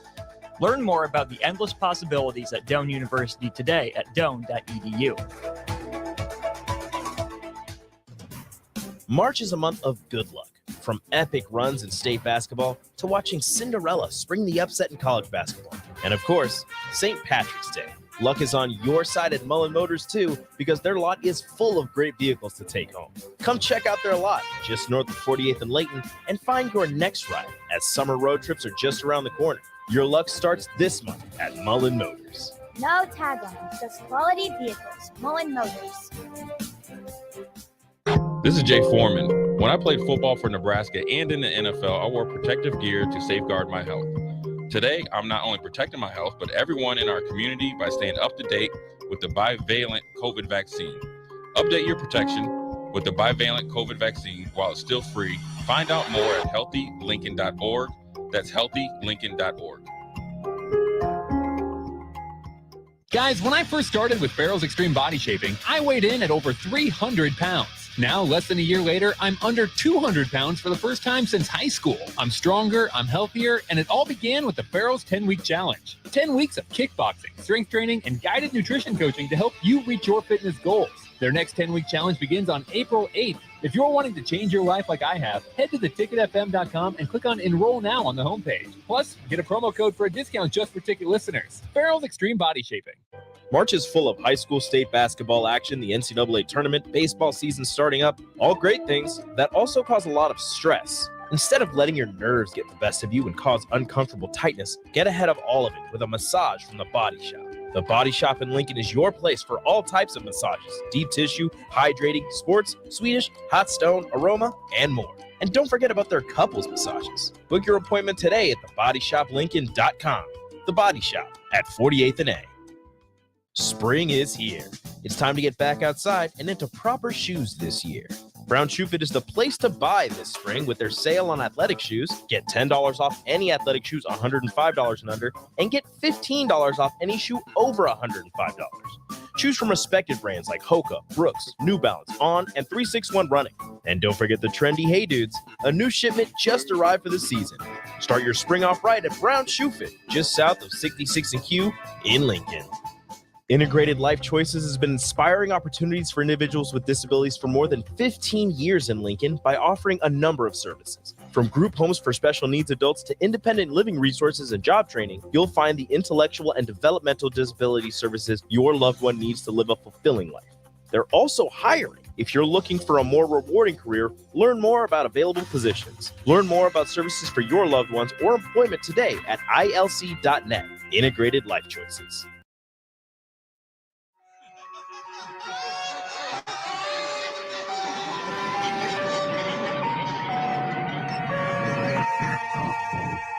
This is Sunday Rewind on 93.7 The Ticket and theticketfm.com.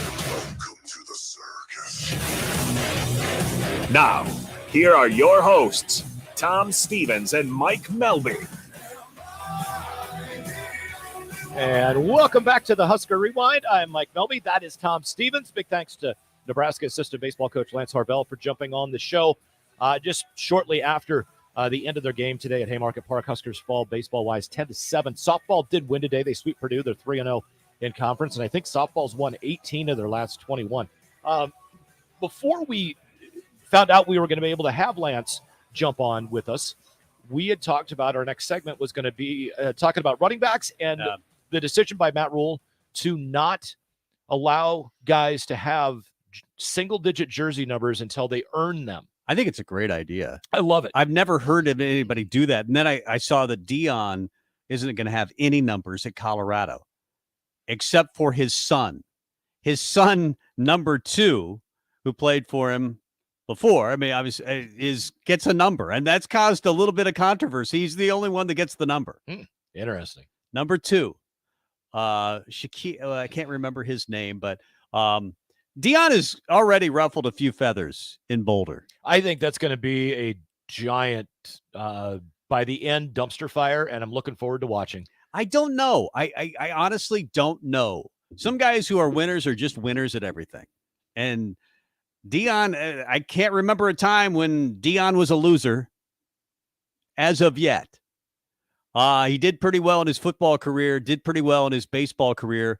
I'll still say that Bo Jackson's the greatest two-sport athlete of all time, but Deion's easily second, and you can make the argument he's first. And now he's trying coaching, and he's been good so far.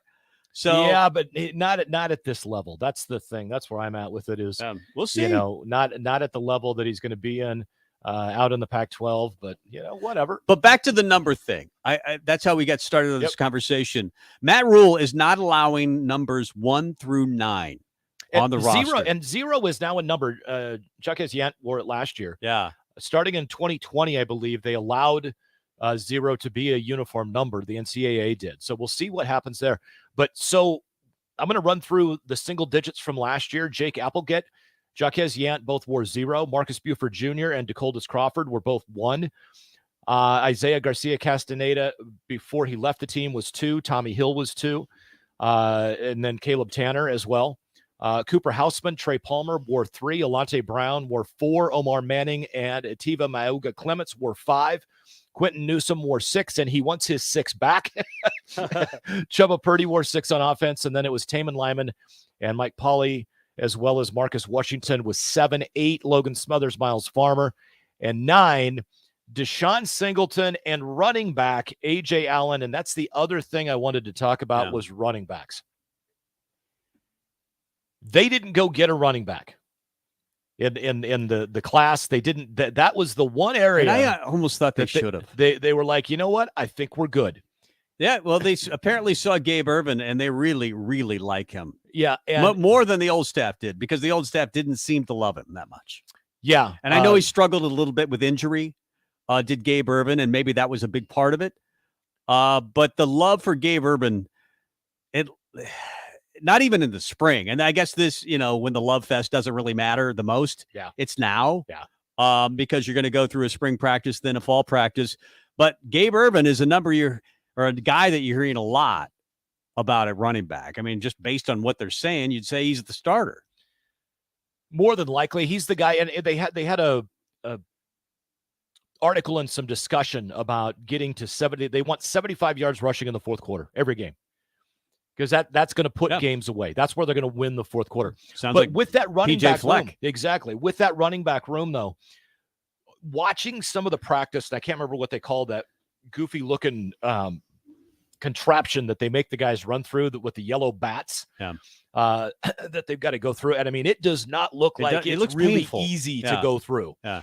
But watching EJ Barthel and how he is having the guys attack with a jump cut off of like a dummy that's standing in front of that contraption, and seeing the 90-second video that the Husker Vision put out is so impressive. And just the way he coaches too. And because he talks about, it's pad level, and there's guys are doing it. And there was one where I didn't see what running back it was, but he didn't jump cut sharp enough. Mm-hmm. He kind of, half it. Yeah, it just didn't quite do what he should have. Right. And he's no, again, and gets the guy to go back. And it's one that I guess that's what I would expect. I don't know that was the case over the last 5 years, or quite honestly, last 8 years. But just seeing that in that running back room, and the one wild card for that running back room, especially so far through 4 practices to spring ball, is the guy that's not in the room right now.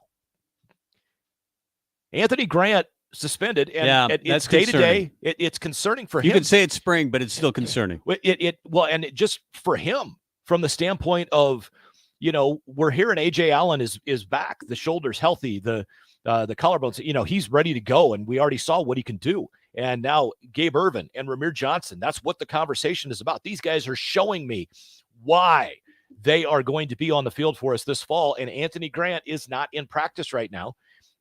Grades, you heard Matt Rule. He's a good kid. We just got to kind of, get him up to our standards. And he sounded very positive that he was going to.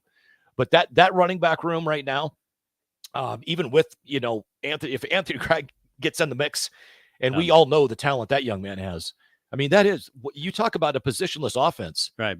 And you may have these guys split out wide because we got 4 tight ends in the game. I wouldn't discount Ramir Johnson. Knowing how much they love speed and his track history, I think Ramir Johnson, I think anybody could run. And Gabe Ervin, for his size at 222, apparently one of the fastest guys on the team, according to the GPS again. So the running back conversation is an interesting one. I also like the number conversation. Yeah, you want your number 1 through 9, got to earn it. Well, so we'll see who earns those numbers if they turn out to be among the best players. Yeah, and he's Coach Rule has never allowed duplicate numbers.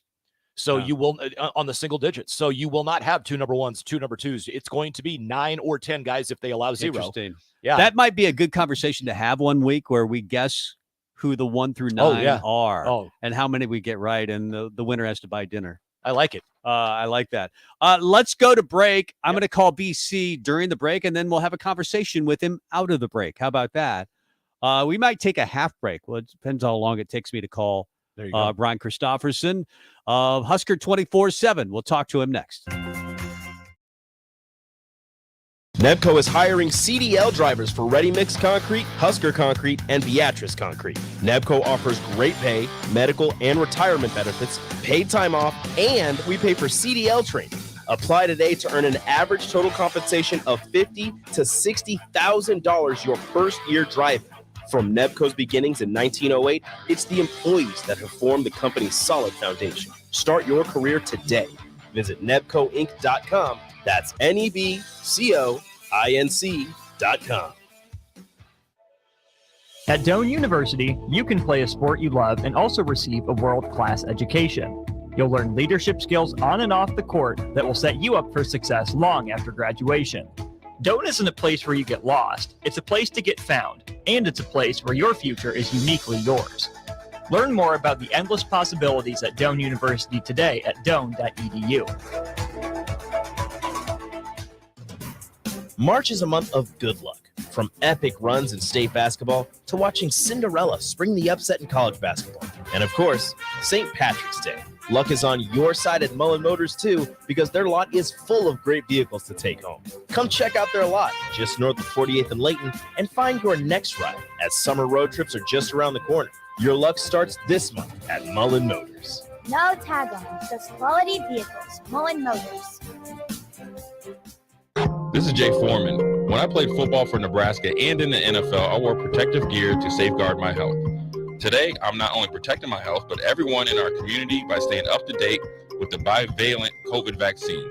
Update your protection with the bivalent COVID vaccine while it's still free. Find out more at healthylincoln.org. That's healthylincoln.org. This is the Sunday Rewind on 93.7 The Ticket and theticketfm.com. Final 30 minutes of Sunday Rewind as Miami has come back with a vengeance.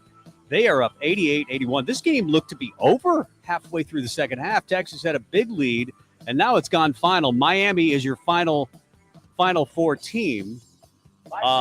I had already circled Texas in. I'm glad I didn't write it down on the official sheet in here in the studio because I didn't do that part of it. But I had circled Texas thinking they're in your final four, but it's now UConn, FAU, Florida Atlantic, the big surprise, the lowest seed by far. San Diego State, who beat Creighton in controversial style today by 1 point. And then now Miami and Jim Larinaga fill out the final four. Anybody who has that final four, I bet you BC does. I look at his bracket. I bet it's perfect. You have UConn, Florida Atlantic, San Diego State, and Miami, right, in your final four?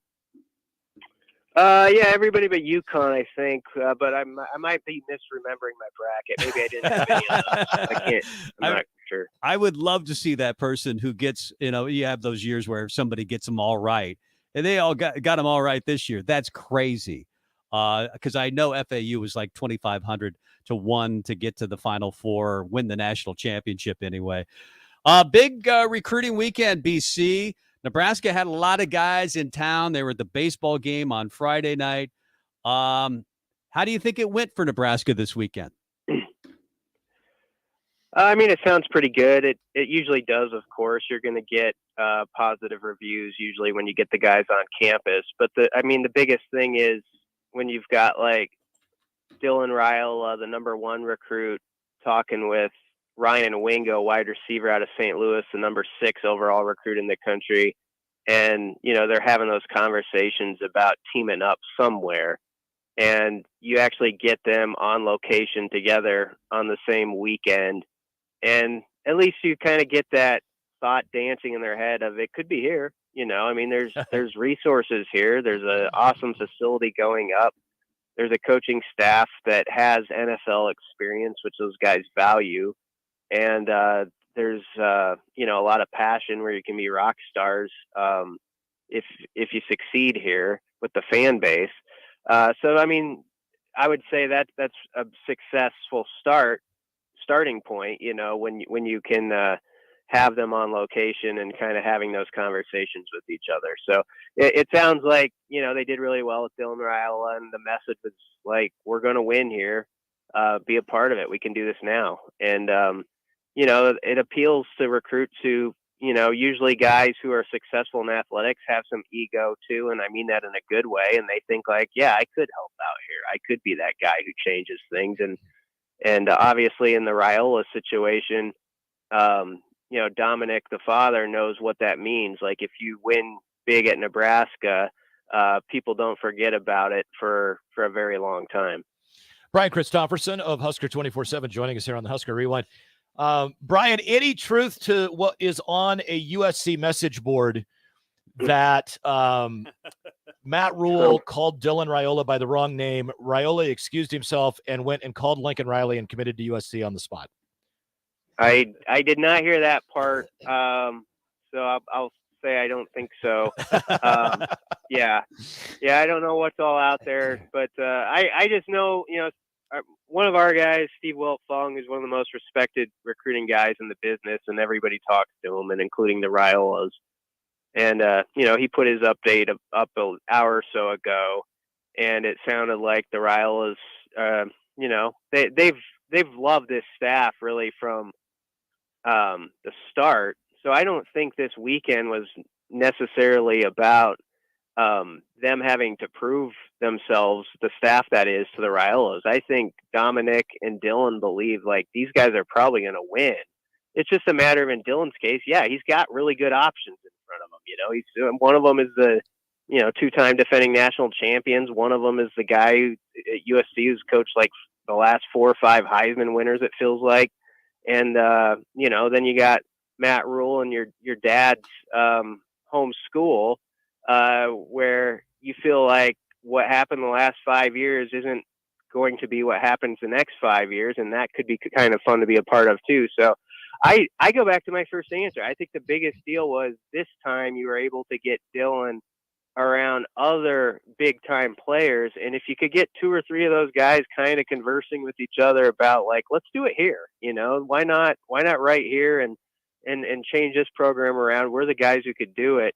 That's always possible that can happen. And so this weekend, you're hoping maybe lays a foundation for something like that. DC Husker 24/7, our guest, talking Husker football recruiting, one of the biggest weekends since when? Maybe Billy Callahan? I mean, when's the last time Nebraska had something like this in Lincoln? Well, those are always hard to say. There have been some big time weekends that you can kind of forget about for spring games and maybe on a fall Saturday where the game takes precedence over who is actually in town. But it would rival about any weekend. And I say that because you had the number 1 overall recruit in Raiola. Williams and Winari is number 3. He wasn't here for the practice Saturday, but he was here Friday. And Ryan Wingo is number 6. That's just a starting point. And if you went through and listed all the guys who are like, as we call them, like top 247 guys, there's quite a collection of them. So it doesn't take a back seat to any weekends. Let's just put it that way. Right.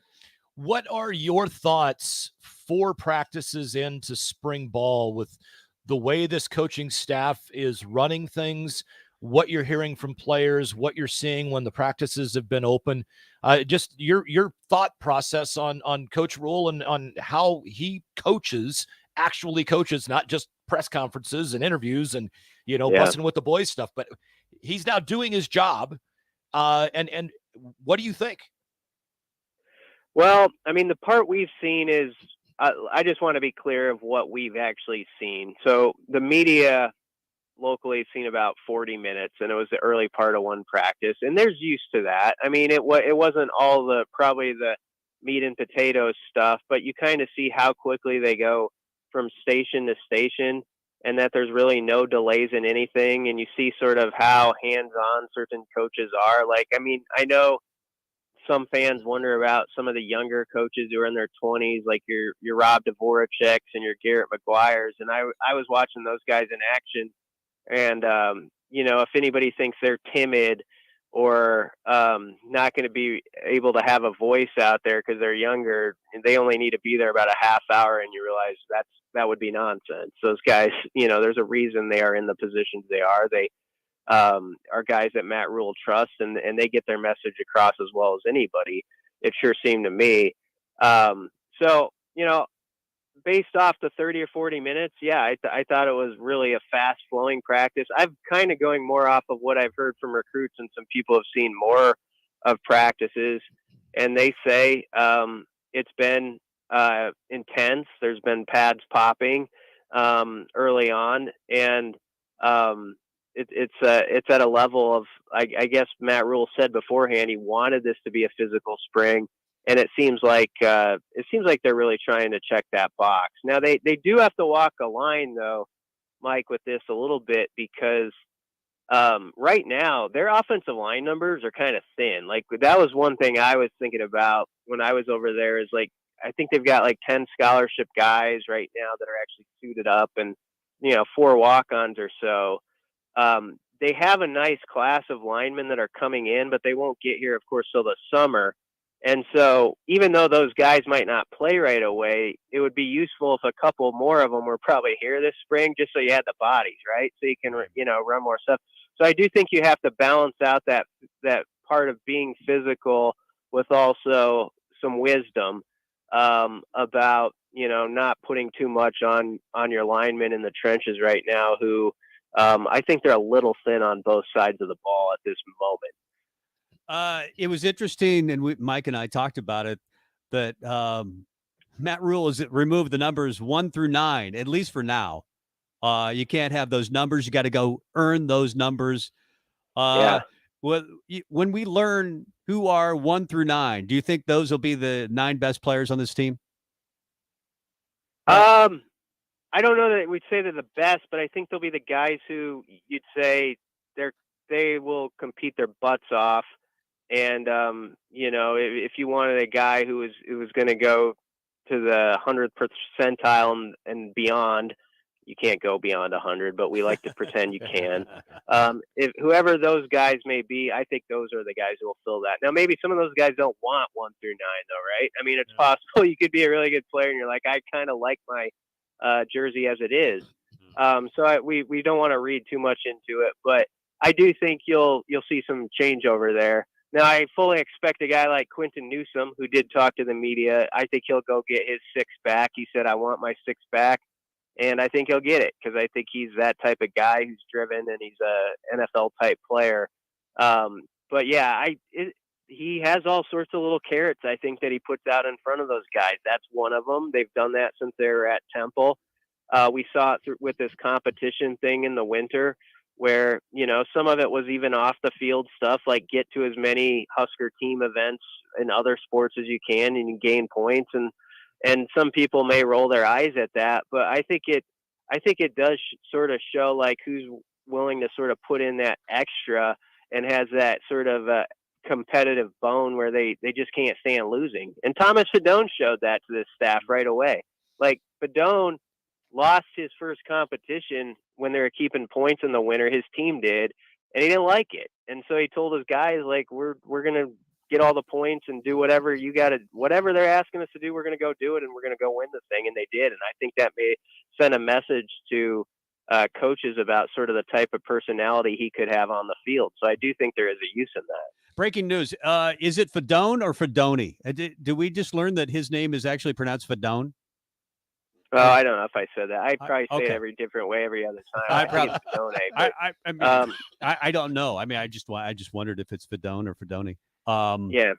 Let's see. Go ahead. Hey, Go well, ahead. BC, I kind of want to switch gears here, and I want to talk about the team that plays just a little bit to the west in PBA and Fred Hoiberg and the Nebraska men's basketball team. Well. Two guys are out. Oleg and Denham Dawson are in the portal. Eli Rice is coming in. Obviously, Q McPherson coming back from injury. You're going to have Ramel Lloyd Jr. Off a redshirt year. And then you got a couple of questions. Casey is the biggest question. Is he going to be able to play here? Is the money going to be too good that he's going to get offered in Japan? What do you know about anything with that situation? And then from the recruiting standpoint in the portal right now, there's some big names that Fred Hoiberg is in on. Jamison Battle from Minnesota, I know, is one of them. And former Omaha Central grad John Tanji, who I believe is actually friends with Jameer Nelson is the one that's friends with Battle. But what do you know about Coach Hoiberg and what's going on with the team for next year? Yeah, you named off two of the ones that come to mind first as far as portal entries. So you're like, well, that would be interesting. And I do know Nebraska has intrigue in them, but they're kicking the tires on a lot of different guys. I get the sense, and that's the way you have to do it. They're going to have to add, I don't know, 4 or 5 guys when it's all said and done through the portal, and that's just sort of the way of college basketball right now. Casey is it's tough to say where that stands. I do know that you talk about carrots dangling in front of a guy, and some people might say, well, he's too small to play in the NBA or something like that. But I mean, that is the biggest league in the world in basketball, and a guy like that who believes in his shot so much, who was really feeling it the last 10 to 12 games of the season, and it was starting to show like, okay, he can be that guy who scores 17 to 20 points a game or whatever, and can do it regularly. I could see where you could put that in front of him with the NIL money and say, you know what, you back this what you were doing at the end of this last year. Who knows what other opportunities pro-wise may be coming for you, as opposed to what's in front of your face right now. And so I think he has to at least consider that. And a guy who believes in his game as much as he does just might, so you kind of hope that might have an extra pull. You talk about a fascinating story, though. It's Casey, because let's be real, like in early mid-January, I think that at the end of December and into early January, there was a 4-game stretch where he scored like a total of 12 points in 4 games or something like that. It just nothing was happening. He wasn't really a big part of things. Of course, the injuries occurred, and the narrative around him completely flipped, even around the fan base. I mean, people always kind of enjoyed him and the idea of what he could be, but it was really in the last 2 months when that thing did an about face that I haven't seen with many guys, where it's like, man, they got to have him back. And I don't think everybody, they might argue differently now, but a lot of people, if they're honest, weren't saying that at the end of December. So I would love to see that run back. Aside from that, though, you're going to have to find some junkyard dogs, that sort of can do that stuff that don't show up in the box scores necessarily. Sam Grissel and Derek Walker obviously are going to be tough to replace. But the thing about like Sam, he didn't always score 20 a game, but you knew that he could go get you like 8 boards from the point guard spot, or he was going to be a guy who stretched out the defense and gave you a 6'7" defender at the point sometimes. And, that made it very difficult on teams. So some of that stuff, you got to find sort of special niche guys who fill those roles. And then you got to hope that they kind of have the sort of mentality that these last group of guys had, where it was a group with great chemistry. That's not going to be easy to just duplicate again. BC Husker 24/7. One more for you, BC, and it relates to Casey, and you mentioned NIL. It makes me wonder, because you're saying, well, they're going to probably have to go get at least 4 or 5 guys out of the portal. How much of the 1890 initiative and NIL is going to be a factor in this, and how well is Nebraska doing as far as being competitive for players in NIL, you think, for basketball? I think there's going to be a seriousness about it from all I know. And, that I think Trev Alberts cares about that program a whole lot, and he knows that you can't take for granted that people are just going to necessarily keep showing up for 500 basketball or below. Like, you're at some point, you've got to take that next step, and they sort of did this year. You got to give them credit because, with the injuries and stuff, honestly, this would have been a team a lot of people would have pegged as like a 10 to 12 win team. So they probably went beyond what some were expecting. But now that they've got in there, as we said, you got to sort of reset with your roster in a big way and hit a lot of things just right. But people are going to expect it to go up another rung up the ladder, right? I mean, they're gonna want this team to be playing, to be in the tournament next year. And right now, you can't necessarily picture it because you don't know who the guys involved are. But that's where I think there are a lot of people who care in this athletic department about that being a real success, and they know that this is a fan base that craves it. They crave it more than some people know. There aren't a lot of fan bases in the country, guys, where there would have been 12, 13,000 people in the building, even though it was a fun team and they were like 500 and stuff. That most places, that's like a team that draws 4,000 to 6,000. And I don't think people around here always like think about that, but it is special, like how much they draw when it's a team worth rooting for. But now you've got to do everything you can with NIL and everything to make it a team that is playing in March, that's on a bracket, that has people talking like Creighton had people talking. Yeah, it's easy to understand why Creighton is top 15 in attendance every year, but Nebraska being top 20 in attendance is crazy when you consider the product as of late. But maybe some things looking up. Great stuff. We always read your stuff at Husker 24/7 BC. Hope to have you on again soon. All right. Thanks for having me, guys. Always enjoy being with you. Thanks, you. BC, Husker 24/7. I want to continue to round out the show with the theme. Let's dream a little bit. I mean, you could have anybody. We could do a draft, Mike, and we'll draft guys out of the portal, and that will be Nebraska's basketball team next year. Yeah, there's 5 specifically that I want. All right. Well, you can't have all 5. I mean, I get a draft as well. Fine. Okay, we'll do that coming up next. It's Husker Rewind. Mike Melby there. Tom Stevens here. Nebco is hiring CDL drivers for Ready Mix Concrete, Husker Concrete, and Beatrice Concrete. Nebco offers great pay, medical, and retirement benefits, paid time off, and we pay for CDL training. Apply today to earn an average total compensation of $50,000 to $60,000 your first year driving. From Nebco's beginnings in 1908, it's the employees that have formed the company's solid foundation. Start your career today. Visit nebcoinc.com. That's NEBCOINC.com. At Doane University, you can play a sport you love and also receive a world-class education. You'll learn leadership skills on and off the court that will set you up for success long after graduation. Doane isn't a place where you get lost. It's a place to get found, and it's a place where your future is uniquely yours. Learn more about the endless possibilities at Doane University today at doane.edu. March is a month of good luck. From epic runs in state basketball to watching Cinderella spring the upset in college basketball. And of course, St. Patrick's Day.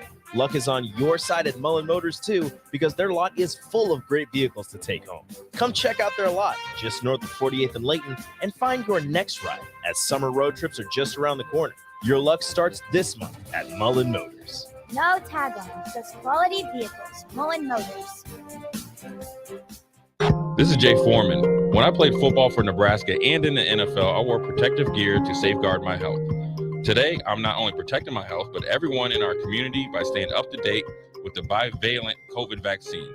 Update your protection with the bivalent COVID vaccine while it's still free. Find out more at healthylincoln.org.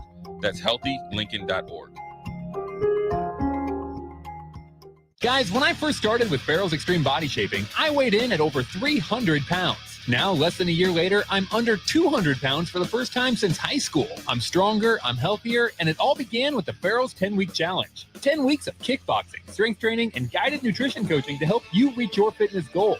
Their next 10-week challenge begins on April 8th. If you're wanting to change your life like I have, head to theticketfm.com and click on Enroll Now on the homepage. Plus, get a promo code for a discount just for ticket listeners. Farrell's Extreme Body Shaping. March is full of high school state basketball action, the NCAA tournament, baseball season starting up, all great things that also cause a lot of stress. Instead of letting your nerves get the best of you and cause uncomfortable tightness, get ahead of all of it with a massage from The Body Shop. The Body Shop in Lincoln is your place for all types of massages, deep tissue, hydrating, sports, Swedish, hot stone, aroma, and more. And don't forget about their couples massages. Book your appointment today at thebodyshoplincoln.com. The Body Shop at 48th and A. Spring is here. It's time to get back outside and into proper shoes this year. Brown Shoe Fit is the place to buy this spring with their sale on athletic shoes. Get $10 off any athletic shoes $105 and under, and get $15 off any shoe over $105. Choose from respected brands like Hoka, Brooks, New Balance, On, and 361 Running. And don't forget the trendy Hey Dudes. A new shipment just arrived for the season. Start your spring off right at Brown Shoe Fit, just south of 66 and Q in Lincoln. Integrated Life Choices has been inspiring opportunities for individuals with disabilities for more than 15 years in Lincoln by offering a number of services. From group homes for special needs adults to independent living resources and job training, you'll find the intellectual and developmental disability services your loved one needs to live a fulfilling life. They're also hiring. If you're looking for a more rewarding career, learn more about available positions. Learn more about services for your loved ones or employment today at ilc.net. Integrated Life Choices. This is the Sunday Rewind on 93.7 The Ticket and theticketfm.com. Final few minutes of Husker Rewind with Mike Melby and Tom Stevens. We could go really as long as we want to. I was going to say, we're on the stream. So we don't have to hit a clock or anything, but it's been fun ahead in the first hour. Lance Harvell went on in the first hour, and we talked Husker baseball. They got 2 out of 3. They did not win today. They go down to Illinois 10-7 today, but they did win the first 2 and win the series. Lance is always fun to talk about. And then we talked with, and then we had BC in the second hour talking Husker football recruiting. And he ended the segment by talking about what Nebraska needs to do in the transfer portal. I think that's a good place to pick up for this show. I wanted you'd mentioned Lance Harvell. It was one of the best lines. He goes, we tell the guys it's like being a firefighter. They don't show up at a fire and go, well, I didn't start it. That's right. He's awesome. Gotten to know Lance Harvell. He's a great recruiter. So I think we're finding out. And he's got a lot of Will Bolt. I mean, he and Will Bolt share, in a good way, they share a brain. They just think the same way about baseball, and they are just competitive. They do not like to lose. So even though they win 2 out of 3, you could tell there was a little bit of a bad taste in the mouth of Lance Harvell. And I'm sure the same was felt by Will Bolt today. But Nebraska is 13-8-1. And hopefully they can start to pick up some wins with non-conference teams coming up before they have to play Michigan. We were talking about Husker basketball. And, of course, all the names that Nebraska will have to replace next year. You've got Emmanuel Bandamel. Obviously, a great defensive performer, gone. He was injured toward the end of the last season. Denham Dawson has decided to transfer.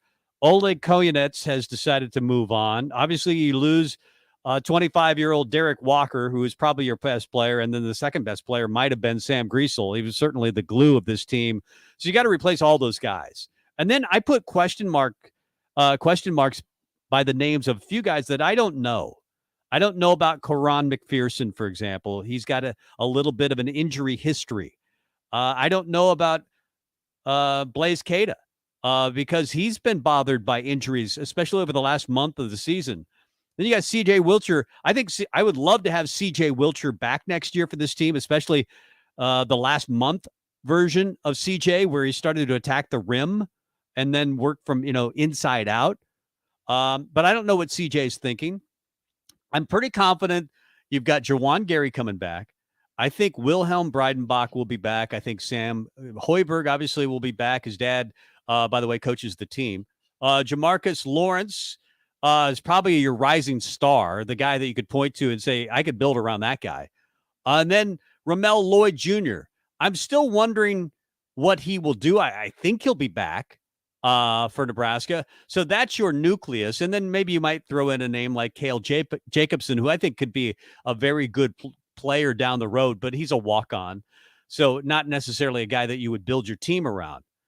But you've got guys in the transfer portal, Mike, at the top of your wish list. If you were, this is the NBA draft and you're drafting first and you're Sacramento because that's what Sacramento does, or OKC, and you're drafting first for the NBA college draft and you're Nebraska, who do you pick?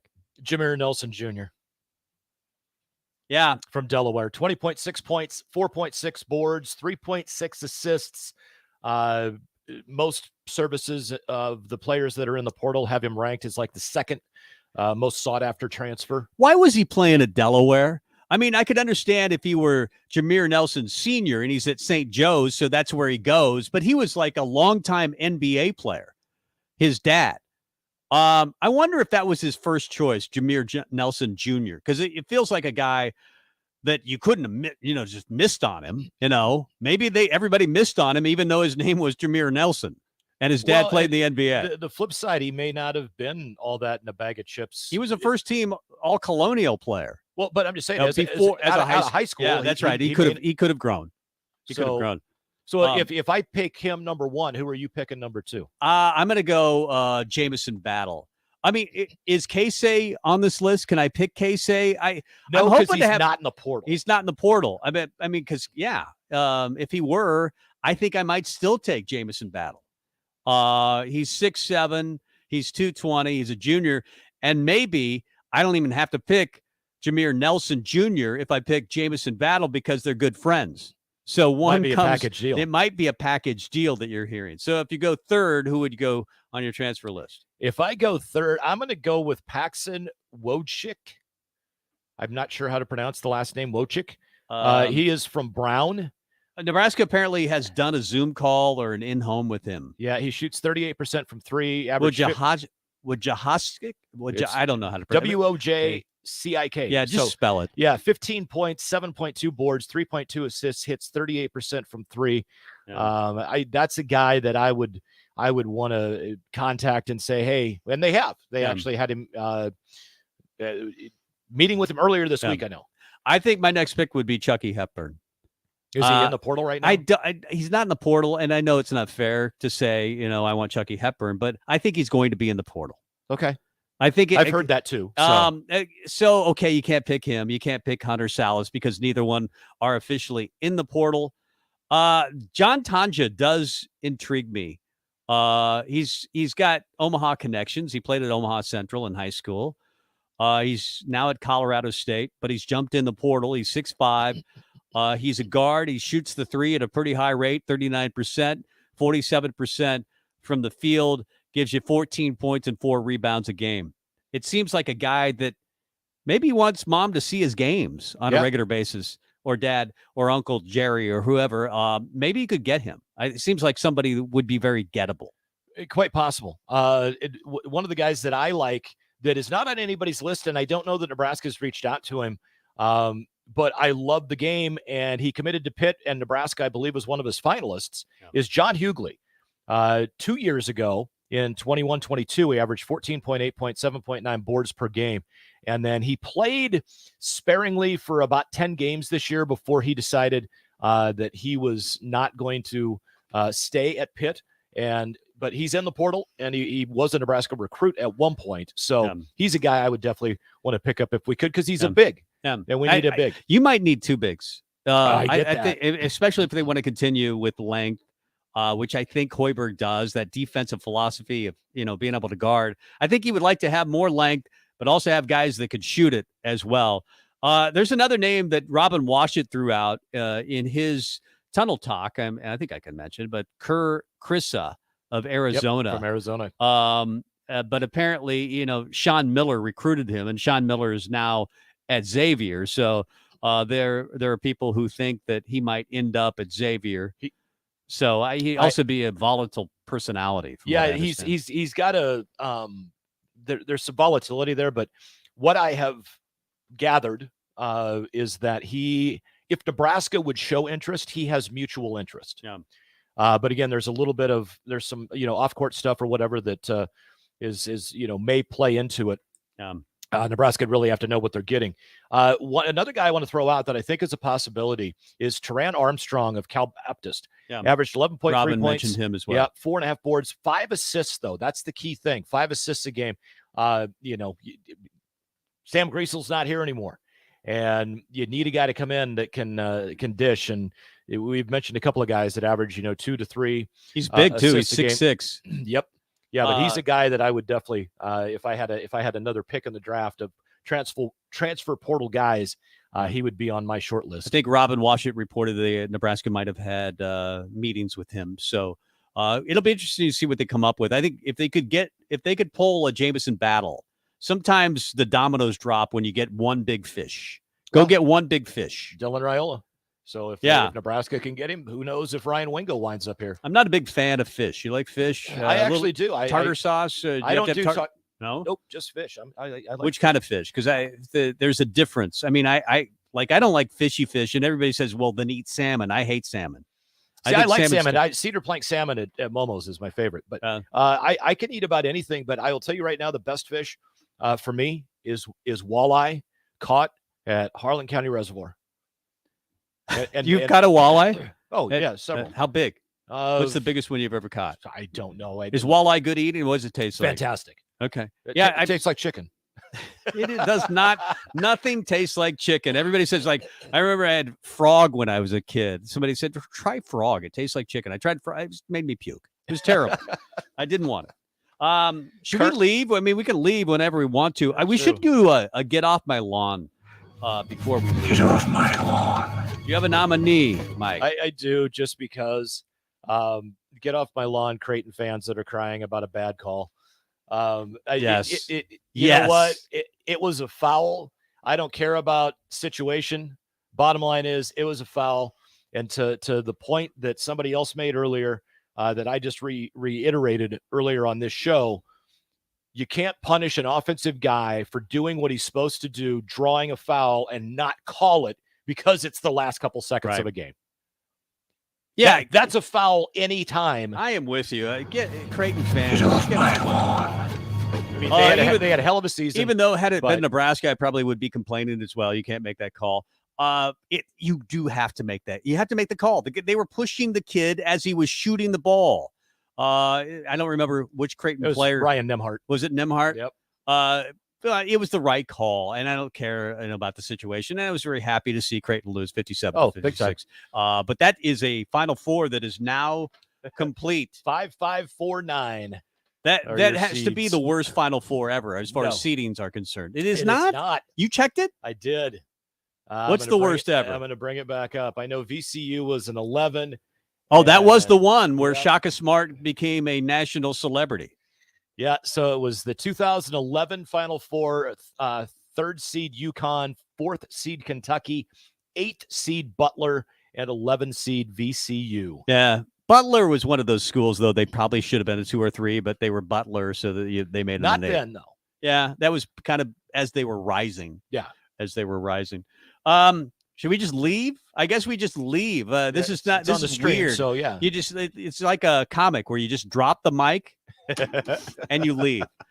We will see you next week. Mike Melby there, Tom Stevens here every Sunday at 5. Hopefully, we'll be live. I think we will, because the first round or the first games of the Final Four are Saturday, and then championship Monday. Well, we only have one role to fill because Lance Harvell said he's in. Regardless. So Lance Harvell is in as one guest.